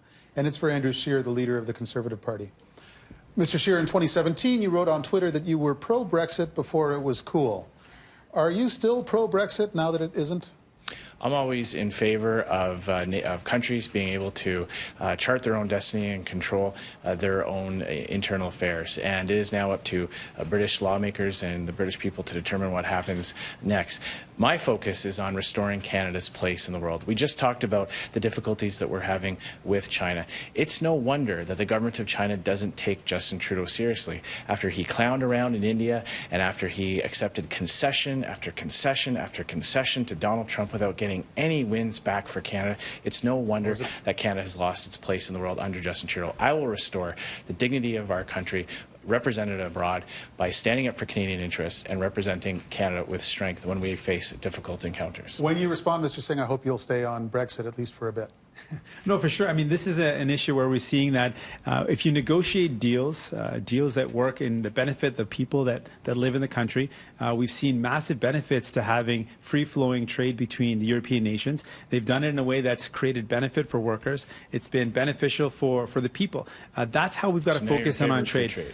We have to make sure that it's done in a way that's fair. And what people have to strike the balance in Europe, they've done a good job of trying to strike the balance between making sure there's a free flow and people are able to have commerce, but doing it in a way that doesn't benefit the people at the very top and allow them to enrich themselves, but does it in a way that actually helps working people. And that's my focus. And with any trade deal, it's got to be a focus. Yeah, let's talk there's got to be a Brexit. focus on workers. Yeah, Brexit is a tragedy of enormous proportions. What's happened to our colleagues, the Parliament of Westminster, the people of the UK, is disastrous. The whole, and I want to get to something, it may sound like I'm leaving Brexit, but Brexit was a manipulation of public opinion through the invasion of the privacy rights of Brits from things like Cambridge Analytica. It was mining data and making up lies that perfectly fit the people who would then hear those lies. So the referendum was won through deceit. We must, I hope and pray that my colleagues in the British Parliament, and I do have one Green colleague, Carolyn Lucas, that they find their way through this, because Boris Johnson's bullying efforts will not work. Thank goodness the Parliament at Westminster and its House of Lords managed to stick with the fundamentals, that he couldn't pull the plug and call an election. No one's tried that in the British Commonwealth since Stephen Harper. I do want to get back to you, Mr. Scheer, and there's a reason why I asked this question besides that it was a pretty clever way to phrase it. And I want to stick up for the guy who's not here. Justin Trudeau has written out this whole 3-year process, and the result has been that when he meets a British Prime Minister, he's seen as the representative of a valued ally, Canada. And when he meets European leaders, whether in Brussels or in Paris or elsewhere, he's seen as a valued ally. By taking sides in a question like that, do you risk jeopardizing half of that delicate balance? Well, keep in mind that Justin Trudeau himself expressed his position on the very same question, and that is what prompted me to express my opinion.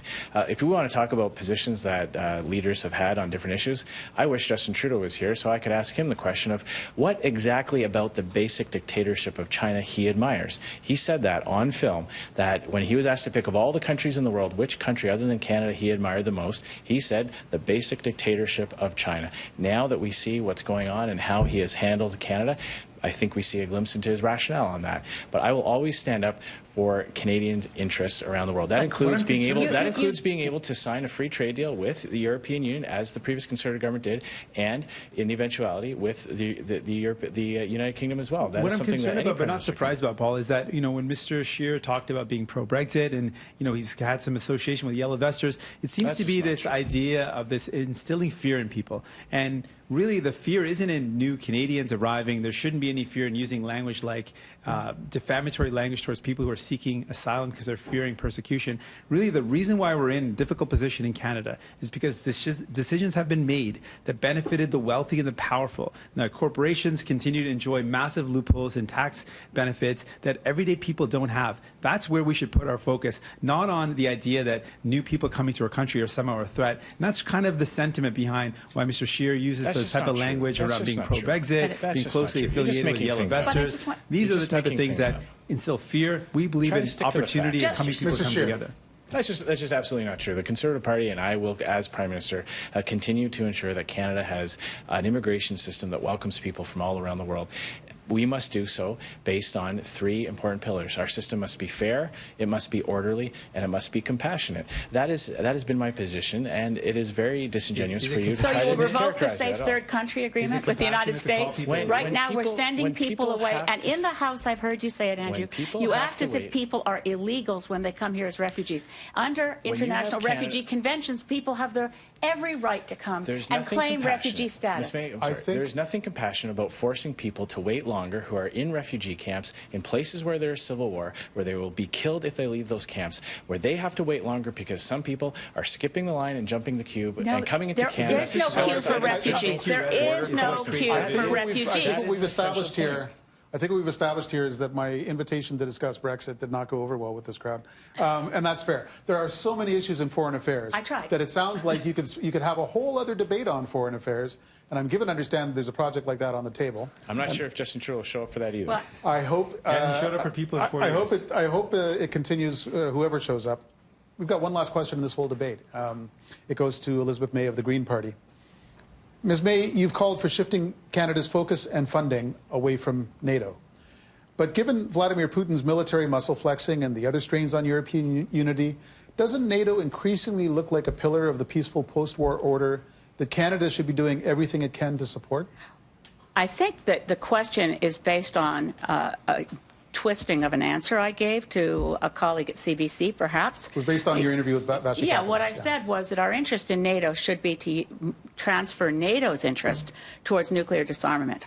We have a real threat to global survival. The only thing that can outpace the climate disaster as a threat to human survival is nuclear war. Canada has not signed the UN treaty to abolish nuclear weapons. We are part of NATO. NATO is a shared defense alliance, but we need to make sure it's working in the interests of our future, and that means we need to engage NATO to be part of an effort to counter the disastrous situation that Trump and Putin want to undo the work of Reagan and Gorbachev. So this is a significant concern. We also believe that the Canadian military should be properly funded. We don't have surveillance on our Arctic shores. We don't have anyone there to intercept Russian vessels that land, and they do land. People come ashore, and we have absolutely no capacity to deal with that.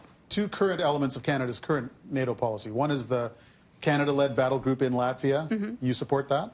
We would review all of our NATO commitments because we also need to ensure we have the resources to pull ourselves out of 59th in the world as a contributor to UN peacekeeping. We need to operate within UN-sanctioned efforts where there are real crises around the world and hot spots where we're not pulling our weight. 59th in the world for peacekeeping isn't good enough. So we would review, not pull out. The other is the plan to increase military spending by about half to get closer to meeting NATO targets?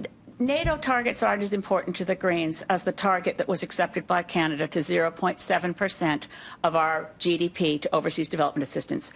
Peace and security in the world is much more won by ensuring that girls are educated, people are fed, and that the festering hotspots of the world get the effort to keep a sustainable peace in place.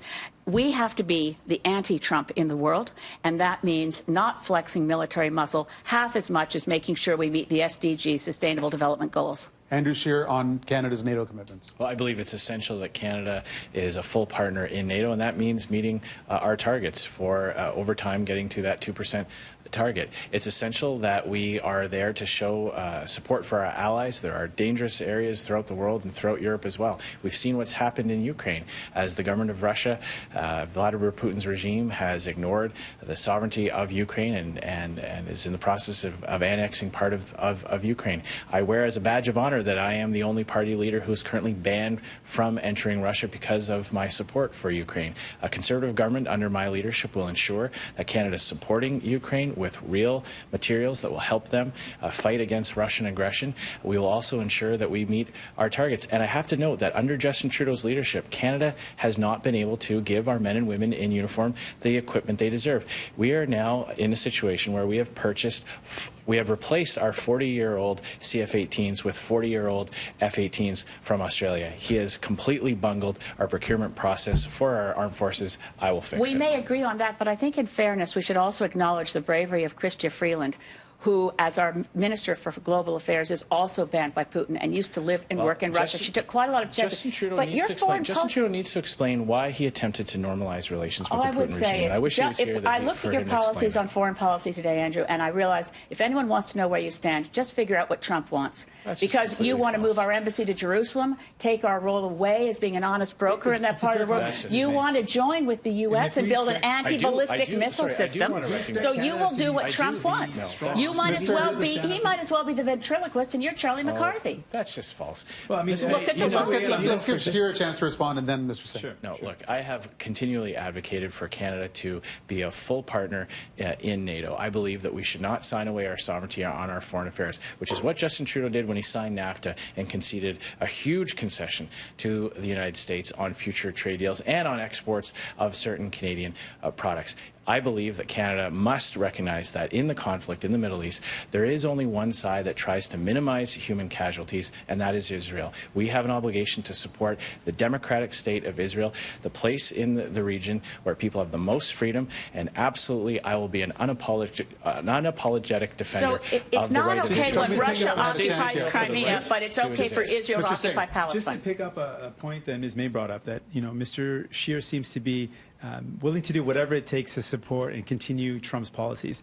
That, to me, does not show strength. If we want to be strong, this is a massive failure of Mr. Trudeau. And I pick up on Ms. May's point. A massive failure of Mr. Trudeau is to not stand up to a leader of a country, Mr. Trump, who is stripping kids from the arms of their parents. To not call that out for the shameful act that it is shows weakness. And the fact that Mr. Scheer stands here today and is not willing to condemn Mr. Trump for his horrible treatment of other human beings, of other fellow brothers and sisters, is another example of how he is no stronger than Mr. Trudeau and cannot provide the strength of leadership that we need. We need someone who's willing to call out injustices around the world. Will you call out Mr. Trump? I don't think so. You don't have the courage to do so. I do. You need to be strong. Okay. That means calling out injustices. Conservative foreign policy one at a time, and because he's taken a lot of accusations. Let's talk about Canada's funding under Justin Trudeau, funding UNRWA, a United Nations organization that is funding elements within the Middle East that foment and encourage anti-Semitism and terrorism. They run schools in permanent settlement refugee camps for 70 years. I will pull the funding from UNRWA and ensure that Canadian taxpayers' dollars are not going to advocate terrorist activity. They run schools, Andrew. I have been to the schools. I went there with 18 MPs from our Canada-Palestinian Parliamentary Friendship Group, and it is terrifying to see a small school where an illegal it's illegal appropriation of Palestinian land for giant infrastructure of a big community where there were soldiers in the olive garden. The children throw rocks. The Israeli soldiers are there armed to the teeth. It is a terrifying situation. It's a humanitarian crisis. And the reality is Israel, I stand absolutely foursquare for Israel, but Mr. Netanyahu's policies are a danger to the region. There is one side in the conflict that tries to maximize human casualties, and there is one side that tries to minimize human casualties. I will always ensure that Canada is there to support the state of Israel and its right to exist. I was worried at the beginning of this debate that there wouldn't be enough clear distinctions among parties. I think at the end of the debate, I don't have to worry as much anymore. Thank you very much for your contribution, everybody. You've heard the debate, and now it's time for the final pitches for your vote. Each leader will now have 90 seconds to make a final statement. We've drawn lots for the order, and we'll hear first from Elizabeth May. Thank you, and I want to thank Citytv and Maclean's for giving us this opportunity, just barely 24 hours into the writ period. Who knew? And I also want to say to every Canadian who's watching tonight, please consider voting Green this time. I will be enormously honored to have you give us a serious consideration. Look at our full platform. Look at our policies, and look at the fact that we will be issuing a fully costed budget that has been reviewed by the Parliamentary Budget Office. We are serious about what we are proposing. We know Canada can do this. We can bring in universal pharmacare. We can ensure affordable housing. We can make sure our kids can afford to go to university by eliminating tuition. We can pay for these things, and we can stimulate our economy through a transformation that the likes of which Canada hasn't seen since we came into our own as a modern country in the era of the Second World War. The time for status quo decision-making is over. The time for status quo short-term politics, where every party goes out to beat their own drum and kick the others in the shins, is over.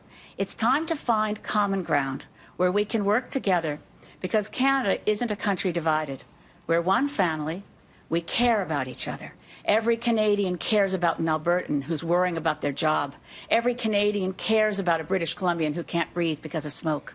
We care for each other. We have to think and work together like the country, the best we can be.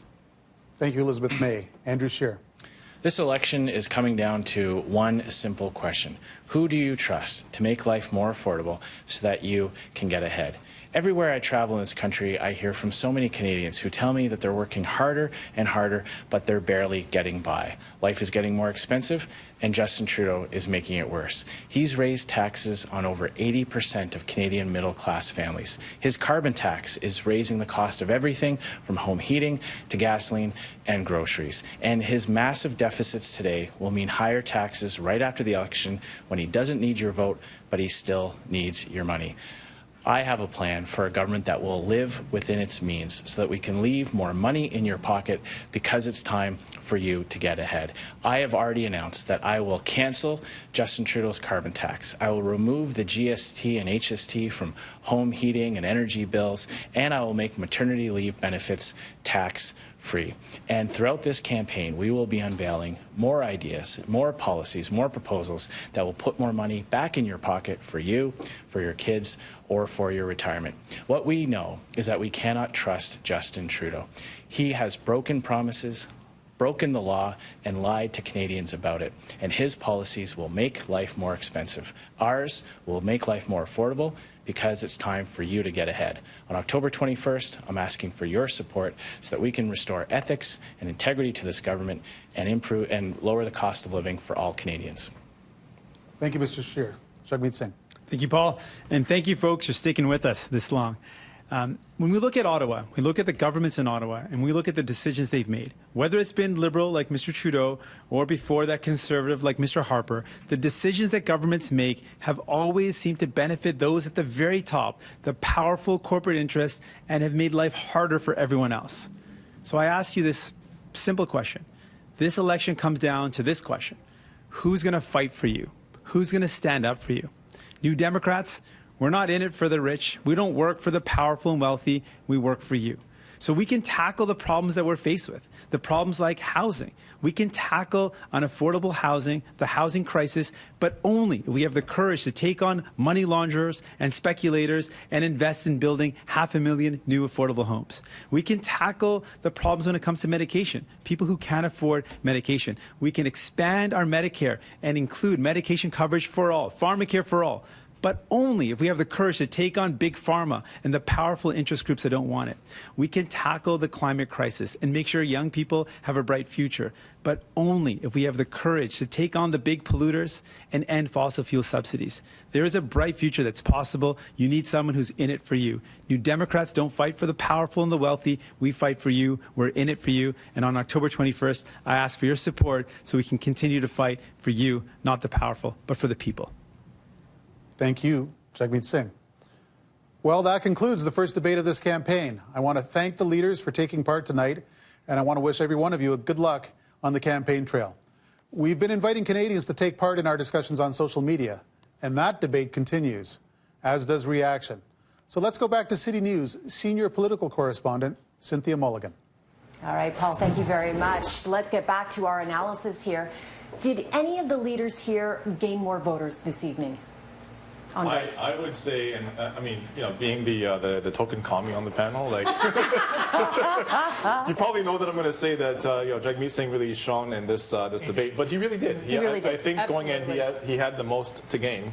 He really showed himself. He first of all, I think it was really effective of him to show what divisions exist between the NDP and the Green Party, because I think for a lot of Canadians who aren't as familiar with those two parties, it's whichever you know.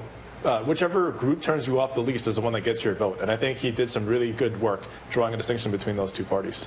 What I loved in that last segment was when Jagmeet Singh went after Andrew Scheer on the United States. and Scheer refused to criticize Donald Trump, and Mr. Singh was talking about the children who were put in cages. That was a lost opportunity for Mr. Scheer, for sure. And Jagmeet, absolutely, with Justin Trudeau not there, he really shone tonight. Singh was good. He had one minor lapse. I doubt we'll heard him much where he deflected a question on support for LNG in BC. Maybe people in British Columbia might have noticed that. I doubt it'll resonate very far. But I think he was the clear winner here tonight. I guess one of the questions you have to ask about Andrew Scheer is whether he could really afford to mix it up very much with the two people in the studio with him, because he really has to fight Justin Trudeau. So in a way, he was hamstrung in the way he could be combative. There were some interesting dynamics, Amanda, going on here, because Singh needed to pull votes away from the Green Party as well as Trudeau. Scheer wants Singh to do well because it's in his best interest to pull votes away from the Liberals. How do you think that all played out? Yeah, I think what we saw was Scheer was looking at the camera, right, speaking directly to voters, trying to kind of be calm. Like, he had a very even tone throughout the debate, where you saw Singh sort of mix it up a lot more. So I think that's why we had him. He wanted to be prime ministerial in waiting, right? And you have to be the calm guy at the fight. You don't want to pick a fight with a third party because you don't want to make them irrelevant. I agree. I thought Singh did much better than I anticipated he was going to. I actually think... Is it enough to jumpstart his campaign? Because they've been struggling lately. I think people love a comeback, right? So we've already seen some of this narrative of them building up. I think it's going to be fascinating to see Singh versus Trudeau in the debate, right? Because, like, basically we just had a practice round and how they're going to go at each other. So Scheer needs to stay calm. I think a little more emotion out of him would have been good. And I think hopefully they keep kind of Elizabeth May, you know, not too mixed up, but I thought Scheer did what he needed to do. Singh did very well, and you know, we'll see how it goes. Interesting to think of Justin Trudeau, Cynthia, watching this and thinking, okay, I have to watch out for Jagmeet Singh, obviously. Well, he gets a good preview of what their styles are going to be. You know? Now, let's talk about how Scheer consistently moved the dial over to criticizing Justin Trudeau. We're just going to run some tape on that, some examples of how he was always taking it back to slamming Justin Trudeau. Justin Trudeau promised that the budget would be balanced. I think we can all agree that Justin Trudeau is afraid of his record. We're also going to eliminate wasteful Liberal spending, like the $250 million that Justin Trudeau sent the Asian Infrastructure Bank. That is Justin Trudeau's corruption scandal. He is the only Prime Minister that has ever been convicted of breaking the law, and he lied about it. So I want to use this opportunity to again call on Justin Trudeau to do the right thing. We are falling as a country further behind our targets under Justin Trudeau's carbon tax. So the key question, was that effective? Did it hurt Justin Trudeau tonight? Not attending? Not attending, but what Scheer was trying to do. Listen, I think what Scheer needed to do was talk and attack Justin Trudeau and talk directly to voters, which we saw him do consistently. I think obviously Trudeau's presence would have been a little easier to do that, but you know, he had to keep that sort of level head. I'd like to see him mixed up and get a bit more aggressive, but I also think we needed to see, like, where was Jagmeet Singh kind of going after Trudeau? He really turned his guns on Scheer a lot more than I thought he was going to. Right. Why don't we pull up Justin Trudeau? He was speaking in Edmonton. We'll just, even though he wasn't here, we're going to give him a little bit of a say tonight. Conservatives like to say they're for the people, but then they cut taxes for the wealthy and cut services for everybody else. Other than deciding that they might need to smile more, they have no new ideas for Canadians. They still think you can cut your way to prosperity. But as Canadians know, that's the wrong approach to take. That's why we chose to move Canada forward by investing in families, in workers, and in communities, and by having faith in Canadians. So that is a familiar refrain by Justin Trudeau. He's invoking Doug Ford, talking about for the people, which Doug Ford uses that phrase all the time. Only Jagmeet Singh brought up the specter of Doug Ford here, who is the Achilles heel for Andrew Scheer in Ontario. Do you think that, were you surprised that Ford's name wasn't mentioned more, John? A little bit. It's interesting that it's not just Ford, right? Justin Trudeau adds and other points. He's running against Ford, Harper, Trump. You know, he mentions them as much as he does directly Andrew Scheer so far. So it's an interesting kind of dynamic where we're really seeing him thinking, obviously, that Scheer's persona isn't as well defined as the three people he'd like to associate him with. Well, if he had been at the debate, then he could have differentiated himself from them more. Because the amount of corporate cronyism that Donald Trump is, you know, we're well aware of that.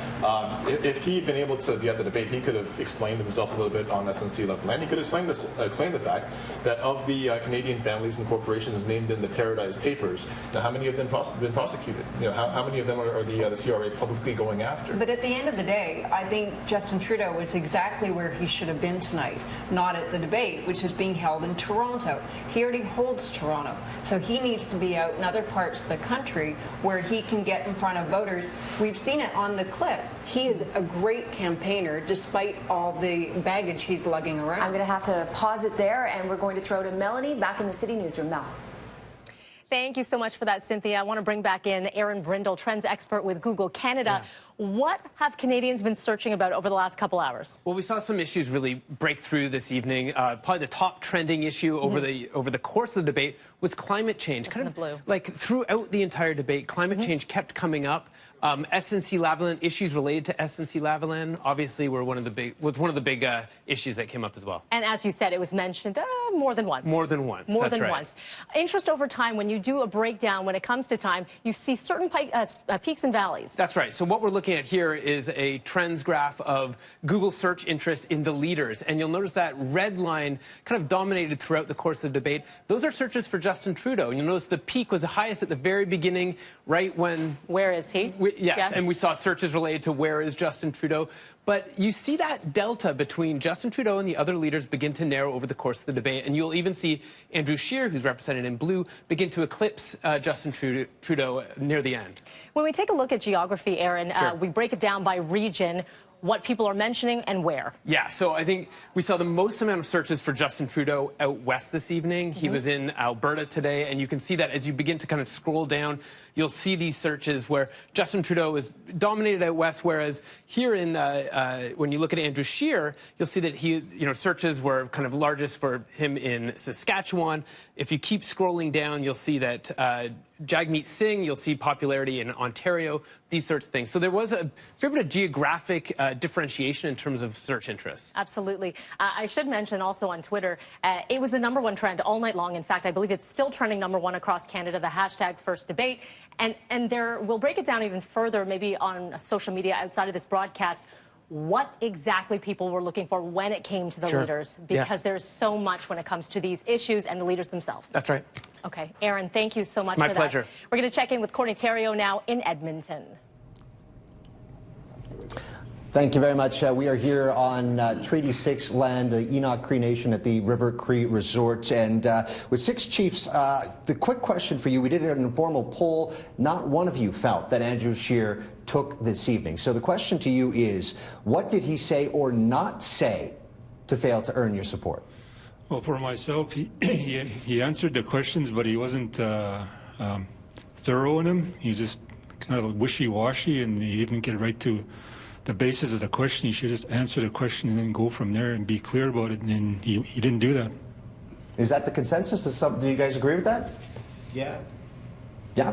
All right. Second question, it would be about the empty podium tonight. Justin Trudeau, obviously in Edmonton, not at the debate. 4 years ago, he said that he would right a lot of the wrongs against Indigenous people. I think it's probably safe to say a bit of a mixed bag with those results. But how does he look tonight compared to what we heard on that stage? Well, I think he looks pretty good. He's here in Treaty 6 territory right now, and he's the most searched leader at this point without even showing up, so he looks pretty good.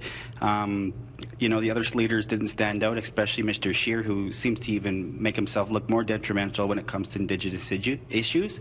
You know, Justin Trudeau, as much as he's struggled, he's still invested a lot of capital into different First Nations, and we see that. It's just not the story being told, but he still has a long way to go when it comes to Indigenous issues. But at this point, him not showing up tonight, he still looks pretty good. Is that the universal agreement here on the table? All right, and then one final question here. We've heard about the United Nations Declaration. We heard about the Human Rights Tribunal, and there was cursory mention about First Nation infrastructure. So those were the key issues tonight. But what do you want to hear over the course of the next 38 days from all 4 leaders with respect to Indigenous issues? What was missed tonight? Well, I think, unfortunately, what's always missed, not just tonight, but in past, we have something to say on every issue. We have something to say on economy. We have something to say on energy and environment. We have something to say on every issue that impacts Canadians in Canada, we're being marginalized by just have one topic under Indigenous issues. I think we should be included on every topic, whether it's climate change, environment, energy, foreign affairs. We should be included in all that discussion. Well, and hopefully over the course of the next 38 days, that will be the case. A big thank you to the chiefs here from Treaty 6 for coming in tonight to have this discussion with us. Hopefully this will be top of mind for Canadians as they head to the polls October 21st. That's it for us here on Treaty 6 territory, just west of Edmonton right now. We'll turn things back over to Cynthia. All right, Courtney, thank you very much. One thing I would love to discuss with each of you is Bill 21 and the response to Bill 21. John. That's a tough issue for federal leaders because, frankly, the bill is popular in Quebec, and so, everybody wants the seats in Quebec. Yeah, so we heard some good talk, but not good declarations of intent here from people tonight. I thought Singh is poignant on it for obvious reasons. It has to cut close to the heart for him. But I don't think we're going to see anybody move very far on that because I think the polls in Quebec are clear. It's a popular measure in Quebec. It's a horrible measure. I think it's terrible that there isn't more outspokenness from federal leaders, but I don't see it as an issue that's differentiating the parties on the federal stage right now. Andre? Frankly, this is embarrassing. I agree. You know, what kind of country are we supposed to be exactly? Are we a country that values diversity and multiculturalism and all these other buzzwords that we throw out? Do we actually value people's human rights? Do we believe that people should be able to freely exercise their religion to the extent that it doesn't harm anybody else? We keep saying that, and yet an entire province has declared that all of those rights are null and void for you if you outwardly wear your religious expression, except one. That's absolute garbage. I can't accept. I can't accept anything other than we are going to fight this this oppressive move against people's human rights. Apparently, if we're all Canadians, I think we should all be able to come to the same conclusion that if you are of a different background, race, religion, creed, etc., then your outward expression of that marginalization or of that racialization or of what your religion is should not be punished by any sort of public agency, least of all the government that's sworn to protect you. Let's end. We just have a minute or so left on the SNC Lavalin.